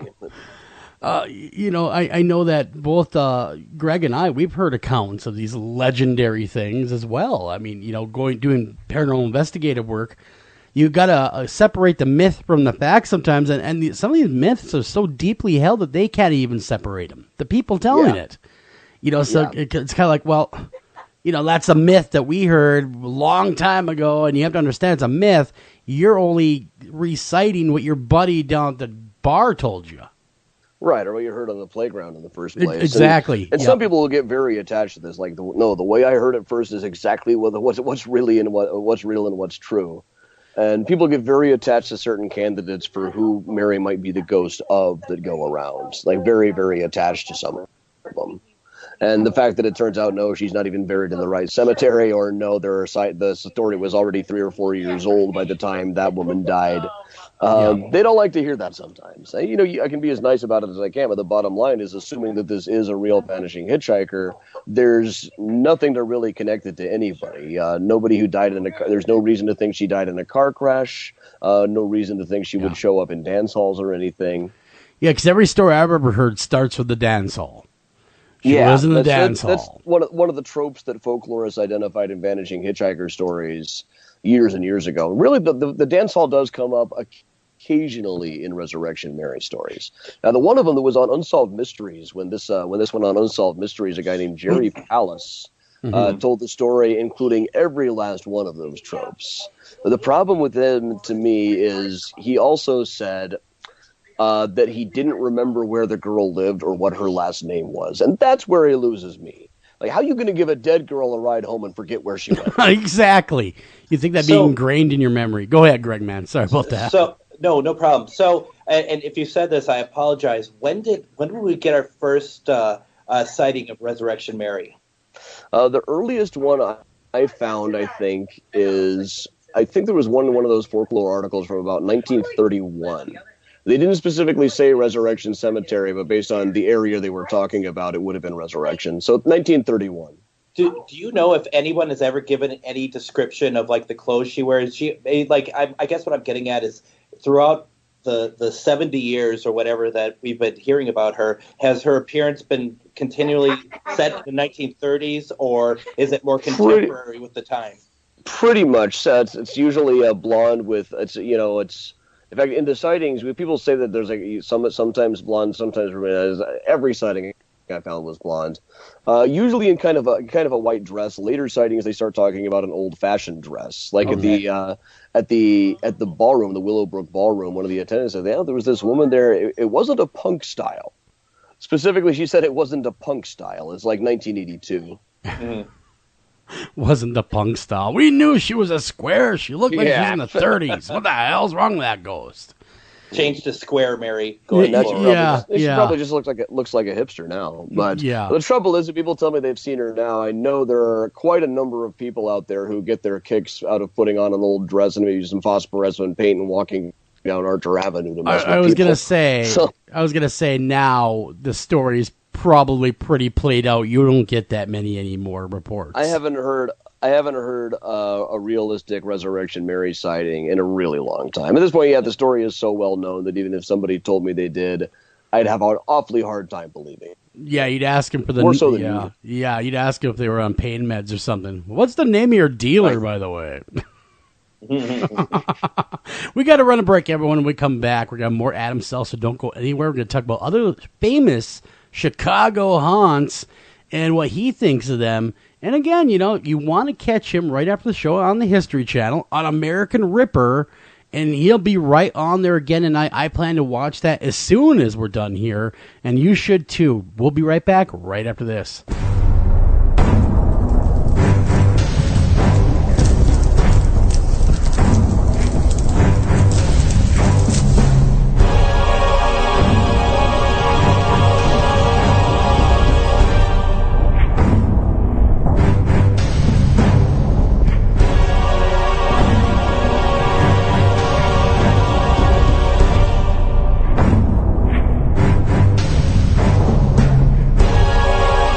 You're listening to After Hours AM Deeper Cuts. Cutting deep into what skews. It's your ideas, work, and creativity that make it your yard. At Ace, we're here to help with hoses and sprinklers to nurture growth, gardening tools for the shape of good things to come, even the right fertilizer and bug killers to make the grass a little greener. You'll find it all now at Ace, your place, with everything you need for your yard, plus helpful advice, almost like we're right there. Ace, The helpful place. This is Jen McGowan, founder of Wayward Souls Promotions, a company dedicated to helping individuals, teams, radio shows, and others that are seeking exposure for their individual events, conventions, and shows. We offer a wide variety of advertising, such as web-based article, social media posts, podcast advertisement, and so on. Contact us at paranormalpromotion@gmail.com, visit us on Facebook at Wayward Souls Promotions, and visit our website at www.waywardsoulspromotions.com. You're listening to After Hours AM Deeper Cuts. Cutting deep into what skews.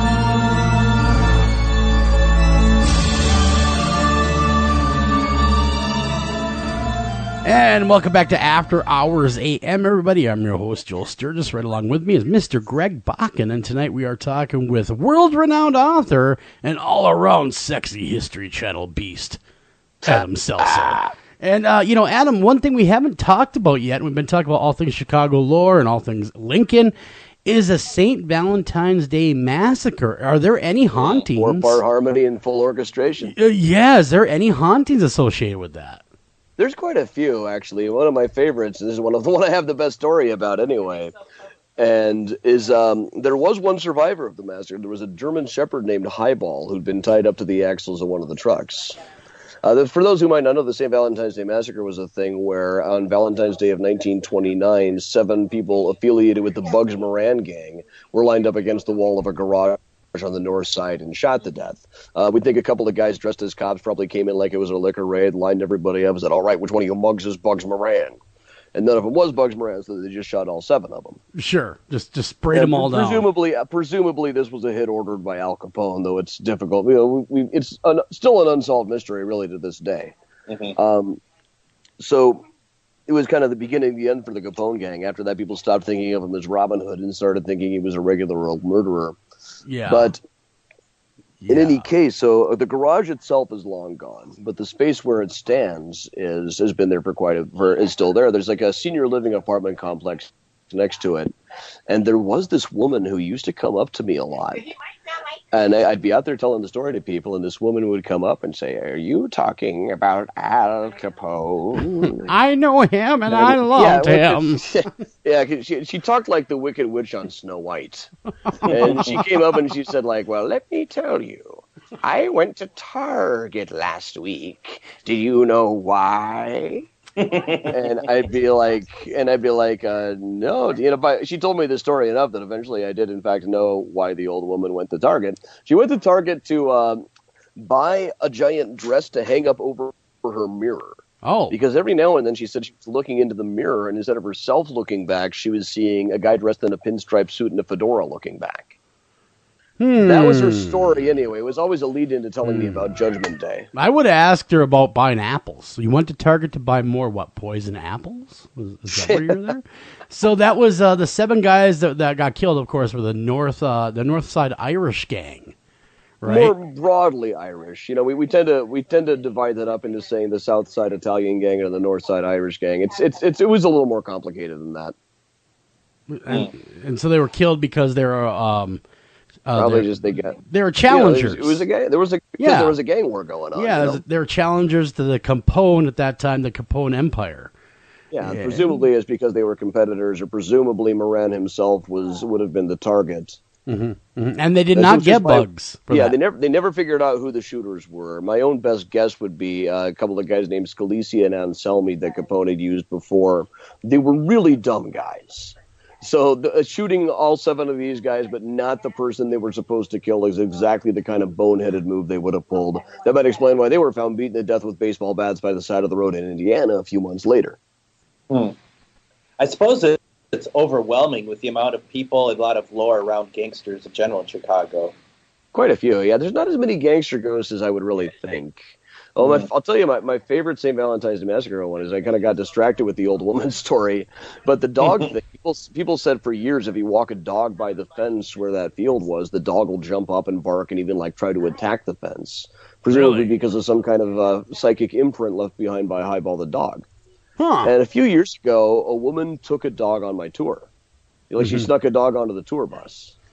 And I told her, okay, I won't get mad at you. You got to let us take it off the bus of the St. Valentine's Day Massacre site. There's all these stories about dogs, right? So we pulled up to the place. The dog ran off of the bus, ran through the fence and right into the field, right to the place where the bodies would have fallen. Then pooped and came right back.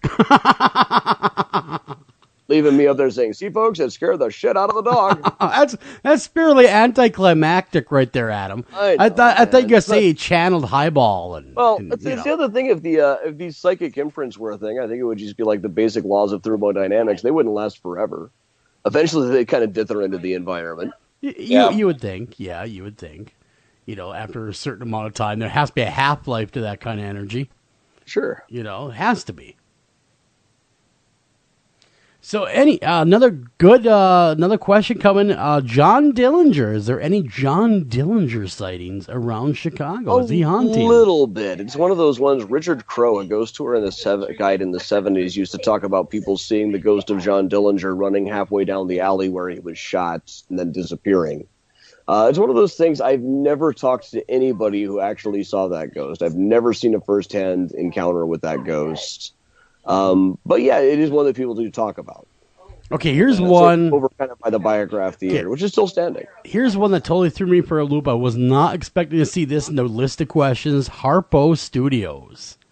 Oh, Harpo Studios for sure. Well, it's gone now. They tore it down last year. Okay. Now, what was the story with it? Okay, so in 1915, there was an excursion boat that capsized in the Chicago River called the Eastland. About 844 people were killed.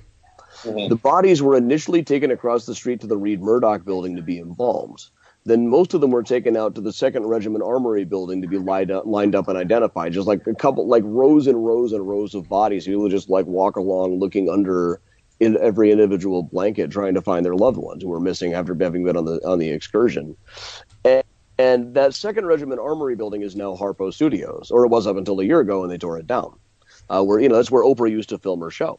So people have been talking about it being haunted for years and years. Oprah herself on one Halloween show, she mentioned the ghost once. She referred to them as extraterrestrial people or something. Really? She didn't come right out and say, I'm haunted? Yeah, she did. She said it was ghosts. She said there are extraterrestrial people in this building, and that's why I won't come here alone, and that's the truth. And it's just kind of a Halloween-y thing to say. I can't imagine the circumstances under which she would have ever been in there after dark by herself to begin with. Yeah. There were people there around the clock, really. But there's in the old days, what they would talk about a lot, the ghost that everybody knew was the Gray Lady, a woman in a long gray dress who was said to float down one of the hallways, leaving behind the scent of a woman's perfume. That's the kind of ghost we take especially seriously. I think smell is the one you're least likely to hallucinate. It's also fairly common. People smelling like Grandpa's pipe tobacco or that specific mixture of vodka and cigarettes that Grandma Ethel used to smell like. I always get the ghost of Chilly Nights Past. Is what I get. Yeah, if I go to the hibachi place, we'll be seeing some ghosts later on. Yep.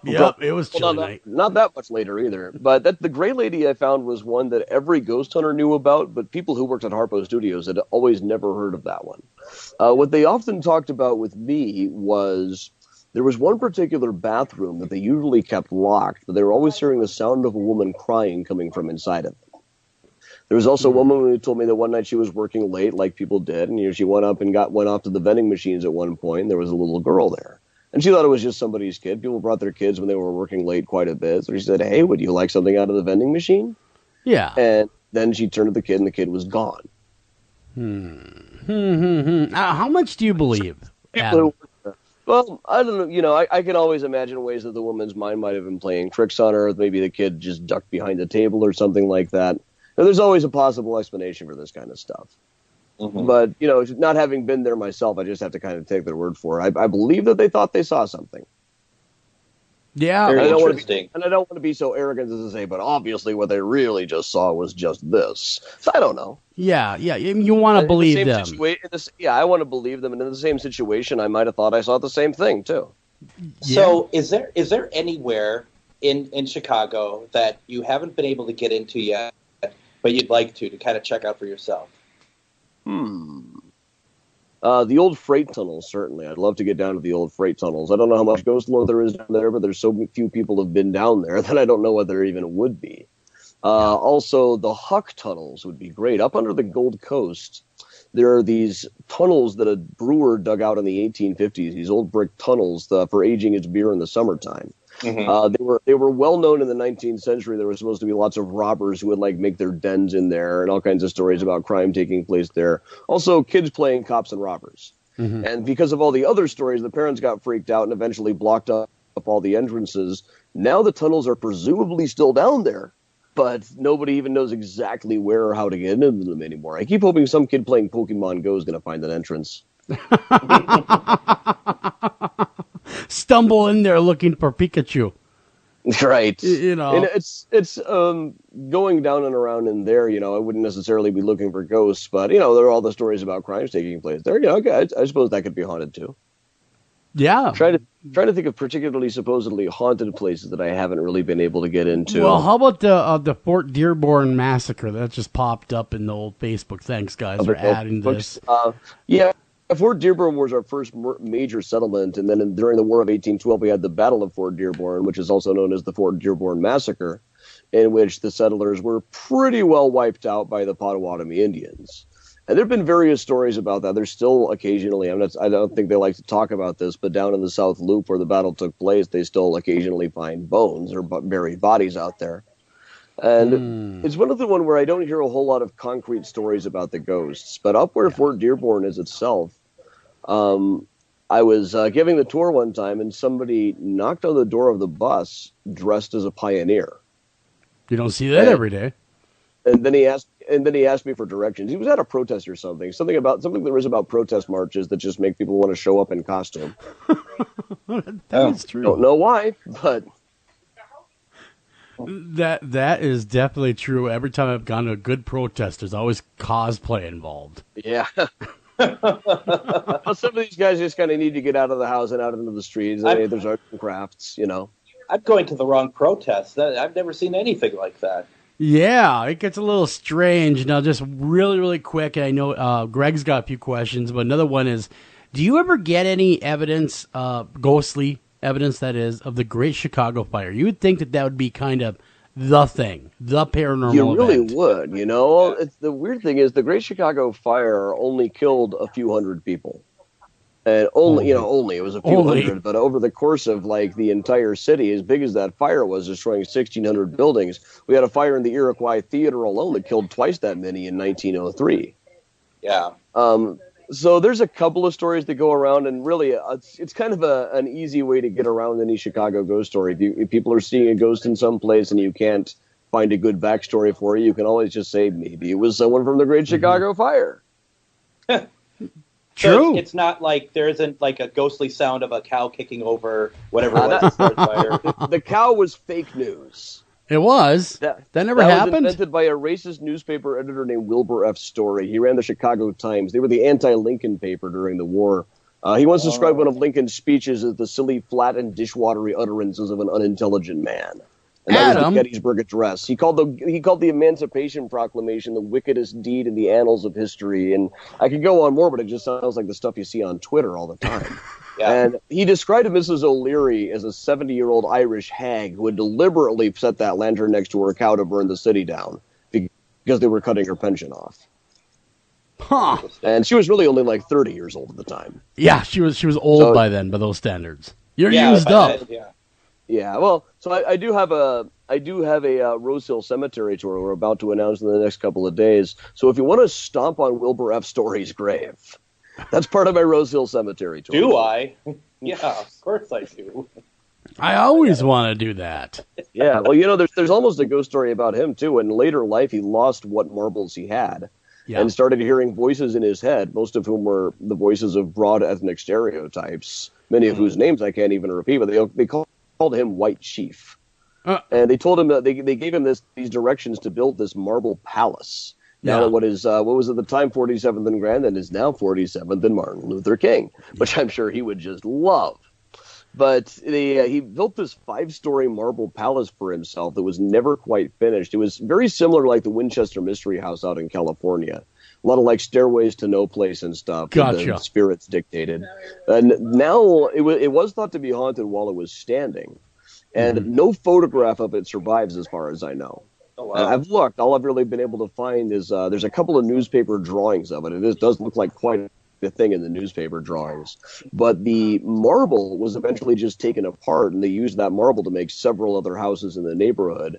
So like all over the Bronzeville neighborhood, there's little like chunks of marble embellishments or marble staircases on the houses. I got to wonder if that's the old Story Castle.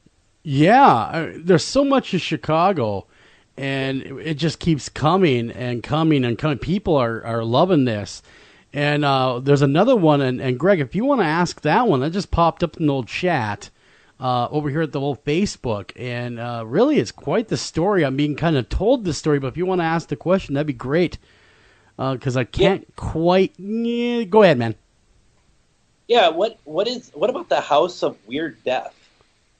The House of Weird Death was... It was a weird thing over on the west side. There were 2 or 3 strange murders in it.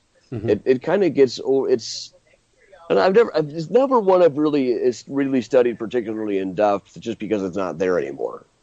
And I feel like when I have read up on it, it never seems like that weird a death to me. It doesn't seem weird to me at all. Yeah, it's like I've seen weirder deaths than that. Yeah, and just a ton of questions coming in. I hate to keep butting in. That's why I handed them off to Greg. Sure. I kind of go, no more. I can't ask anymore. Sure. Yeah. What about Flight 191? I have heard of that. It was a crash out by O'Hare Airport back in the 1970s. There have occasionally been people saying that the crash site is haunted. Mm-hmm. It's one of those ones as a ghost story. It's still within my too soon rule, I think. Okay. I don't like telling ghost stories from people like I know people who lost people in that crash. So it's it's not old enough yet where you kind of feel it's not old enough where I can be as flippant about these things as I normally am. Yeah, no, I respect that. Totally respect that. I feel the same way. I'm talking about some of these matters that happen in our state too, where you're going, we really don't want to talk too much about that. And Chicago has a lot of that, though. It's had a lot of death and mayhem. And, and plenty of it's old enough that I can be flippant about it. Yeah, I mean, that's the great part about Chicago is everywhere you look, it seems that there's a story associated with that building. Now, can I just play devil's advocate for a second? I'm just curious about the stance to that. Whereas, what you're calling flippant about talking about ghost stories from the past versus something more recent. What is the line with that? Why is it that? Well, I think it's a couple of generations or so. On most of my ghost tours, I don't really say anything past about 1947, and really it's just kind of a thing where you have to kind of go with your gut on stuff like that. If people ask me about like ghosts of John Wayne Gacy victims and stuff, it just feels too soon. I know people who lost people to that guy. Yeah, yeah. Well, whereas if I make a crack about H.H. Holmes's penis or something, who's gonna get too mad? Yeah, they're not around anymore. The only one would be Jeff. That'd be about the only one would be mad. What the? Well, I'm sure Jeff has seen the medical report, which specifically said H.H. Holmes had an unusually small penis. Wow, what made a point of saying that? Huh? Yeah, in the midst of all of the stuff about the bumps and ridges on his skull, they did mention sexual organs unusually small, and that's the legend of the Devil's Ding-a-ling. That's why he was so angry. He was compensating. Yeah, it's another piece of the puzzle for sure. Your next book, title revealed. So how about this then? How about the grave of Mary Alice Quinn? Oh yeah, that's one of those miracle child ones. It's one of those ones. It's a big Catholic story, and not being a Catholic myself, I kind of try to stay out of those ones. For the most part. I mean, there is one. There was the Italian bride story that I got way into for a while. Go ahead. It's a thing. Out in the same cemetery Al Capone is buried in, out in the suburbs, there's this statue of a woman dressed as a bride. Down below, there's a photograph of her in her coffin. And then it says down beneath that photograph was taken 6 years after her death. Really? And it's one you hear a lot of different variations about. Some people say that she died a virgin on her wedding night. Some say she died in childbirth, et cetera, et cetera. And there's like different accounts of where she lived, what she was like. And in the process, the story was that her mother was having nightmares saying that her daughter demanded to be dug back up. And after years and years of convincing the priest, they finally did arrange to have her exhumed and found that she was perfectly well preserved.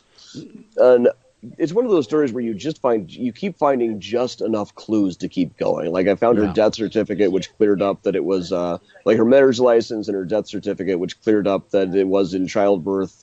Definitely not a virgin on her wedding night. She died almost 9 months after what we can probably safely assume was a pretty eventful wedding night. And I found that her house is still standing. The church is still standing where she was married, the funeral home. And that was what really shocked me as I looked down. The death certificate was signed Lou Ragos, Undertaker. And I kind of flipped, like, I know a Lou Ragos Undertaker. There's a Lou Ragos who's an Undertaker who hangs out at the same coffee shop that I do. So the next day I was at the coffee shop, oh boy, I got it. Where's Lou? Yeah, and wait till I show him Lou this. looked at it and was like, yeah, Lou, he said, oh yeah, we did know this story. We knew that we were the place that prepared the body. We don't, and they dug trying to find any more data. But I did manage to get in touch with some of the family. The family is no longer in Chicago, but they're still out in L.A., and they had some photos. They were able to send me a lot of stuff to fill in some of the gaps of the story. And the general sense that I got was that the family normally didn't talk about it because it was kind of a sore subject. Her brothers spent a fortune having the body exhumed and having that statue made of her, mainly because their mother guilted them into it. The mother, who was behind the whole exhumation and the new tombstone and everything, was widely thought of as kind of a terror in the family. But, she was a woman who had just come over from Italy. Now, all of a sudden, her sons, Enrique and Giuseppe, were calling themselves Henry and Joseph instead. Her grandchildren didn't speak the same language that she did and didn't want to learn her language. They were getting into all kinds of new stuff. And, whereas her old world superstitions were just thought of as like an embarrassment. So in this kind of thing, it's like, now you're on my territory. One thing talking to you, Adam, you're a historian's historian. I mean, we cannot throw anything at you about Chicago that has stumped you yet. And this crowd has tried. Sure. I don't know much about the Mary Alice Quinn thing. Or the House of Weird Death. I've read the stories before, but I never really wrote about them enough to memorize all the data or anything. Anything that any story that you say to yourself, why is this one not gaining traction? Why is no one talking about this strange story? What's the weirdest one that you come across that no one knows about? Oh, so many of them. All the time I'll be reading around in the newspaper archives and you find all kinds of crazy stuff. That was, it was a 9 days wonder for a while, and then it just disappeared. There are all these gangsters people have forgotten about completely. There are all kinds of stories, really. I've been working on my new book project now is all about it's all stuff that takes place around 1918 to 1921. And just reading through the papers, the stuff that's in the other column, the next column over, is just fascinating sometimes. Yeah. So this kind of stuff, I try to put this stuff up on the blog when I find it. Or I've got a backlog now of things to add to the blog. So what is it then? Being born in Des Moines, now you're in Chicago. You've been here for a while. What is it about Chicago that just keeps filling you with creativity? Well, it's just a great city. I love living here. This is a nice, easily navigable city. We've got a nice grid system, so you can always find your way around. There's always something new to research and always something new to talk about here. And a lot of people coming and going. There's always something, like you said, new to talk about, because people are, like, Chicago has got so many different sides to it. I mean, different flavors, distinctive flavors. Dickens used to call London his magic lantern. That's what Chicago is to me in a lot of ways. Mm-hmm. Mm-hmm. I was going to also ask real fast, too, because I know we're running out of time. And it feels like we're just, like, throwing locations at you to talk about. What about any interesting things about, like, just the L? I mean, it's goes everywhere. Has there ever been anything about that? Certainly within public transportation, there's a little girl vanishing hitchhiker that shows up on the bus on the south side. I know. Mm-hmm. As to the L track things, if they're I can think of any number of times I've been riding the L, and that guy next to me could have been a ghost, and I wouldn't have even known it. Right. Yeah. That could very well be the case too, especially mass transit in a big city. Yeah. One more quick one. This one grabbed my attention. The sausage bat murder. What the hell is that? It's one I often kind of avoid telling that one just because it's always anticlimactic. You mentioned sausage and murder in the same sentence. I know. People expect somebody is going to get eaten. Yeah, grab me right away. And nobody gets eaten in this one. But Adolf Lutker, the sausage king of Chicago, killed his wife and boiled her body down in a sausage curing vat, in a vat of potash and arsenic. They eventually found her ring, some hair, and occasional pieces of bone, and were able to use the bone fragments to convict Adolf Lutker, which makes it kind of a landmark case. There are some ghost angles to it. At one point during the early investigation, he charged into his police station and started pounding his fist on the desk, and "You have hired ghosts." And apparently he'd been seeing what looked like Louisa, his wife's ghost, walking around the factory, and accused the police of having dressed somebody up, like the ghost, to walk around the factory to try to scare him into confessing. Which is the kind of crazy crap that some of the police officers I was going to say, yeah. I mean, it's exactly the kind of thing Inspector Shippey would have dreamed, or Chief Shippey would have dreamed of. Well, he wasn't the chief till a few years later, but he would have been around at the time, I think. Some of our for whatever you can say about the Chicago cops, the ones today probably have the best reputation they ever did. Mm-hmm. Which is saying, during the whole H.H. Holmes thing, the new police chief, Chief Badenoch, a few months before the investigation, he had been an animal feed dealer. He had no background in law enforcement. He had never been no legal training or anything, but the new mayor liked the cut of his jib, so he became chief of police. Wow, I would have thought that H.H. Holmes, being as smart as he was, would have had no trouble defeating this guy as being his, inspector. He was still just a feed dealer at the time when Holmes was actually active. It wasn't until he had left town that this guy became chief. Sure. And and that's a whole nother story. We'll talk about that later. The Holmes stuff, maybe after the History Channel run is done. American Ripper ends in a few weeks. I think I can talk more freely about Holmes stuff without seeming like I'm putting out spoilers or anything. Yeah, because it would be nice to have you back on and get the real dirt. You know what I'm saying? Oh, yeah, sure. The real, your real feelings on a lot of that stuff without interfering with what's on TV and giving away too many spoilers. But, sure. Adam, you must, you are like the guy. You are the guy everyone turns to in Chicago lore. If someone has a question or just wants to say, hey, how do they get a hold of you? Oh, just through the Mysterious Chicago Facebook page. You can usually find me through that or through the Mysterious Shy Twitter. I'm not that hard to find. Now, you're pretty easy, like us, you're pretty easy to find, but do you really want to find us? Wouldn't you have us, though? That's the question. Once you have us, do you really want to find us? There's certainly been people over time that I wish had not found me. So, people where I've had to find kind of contact their priest or something. Sure. Oh. Yeah, I hear you. But hey, thanks a ton, Adam, for coming on the show. And I know you're going to go watch American Ripper, and so are we. But I want to thank you for coming on, talking with us about everything about Chicago. Love to have you back on and talk about H.H. Holmes more in depth after the show is done, of course. Guys. And awesome. Until then, man, take care. And we'll be watching American Ripper. That's on History Channel every Tuesday night. I think there's 3 or 4 more episodes left? I'm not sure. 2 or 3 episodes left. Yeah, so catch it, get caught up on demand. But until then, take care of each other, love each other. On behalf of myself and Mr. Greg over there, we thank you for listening to this edition of After Hours AM. Thank you for listening to this edition of After Hours AM, and please remember to like us on Facebook and also follow us over on Twitter.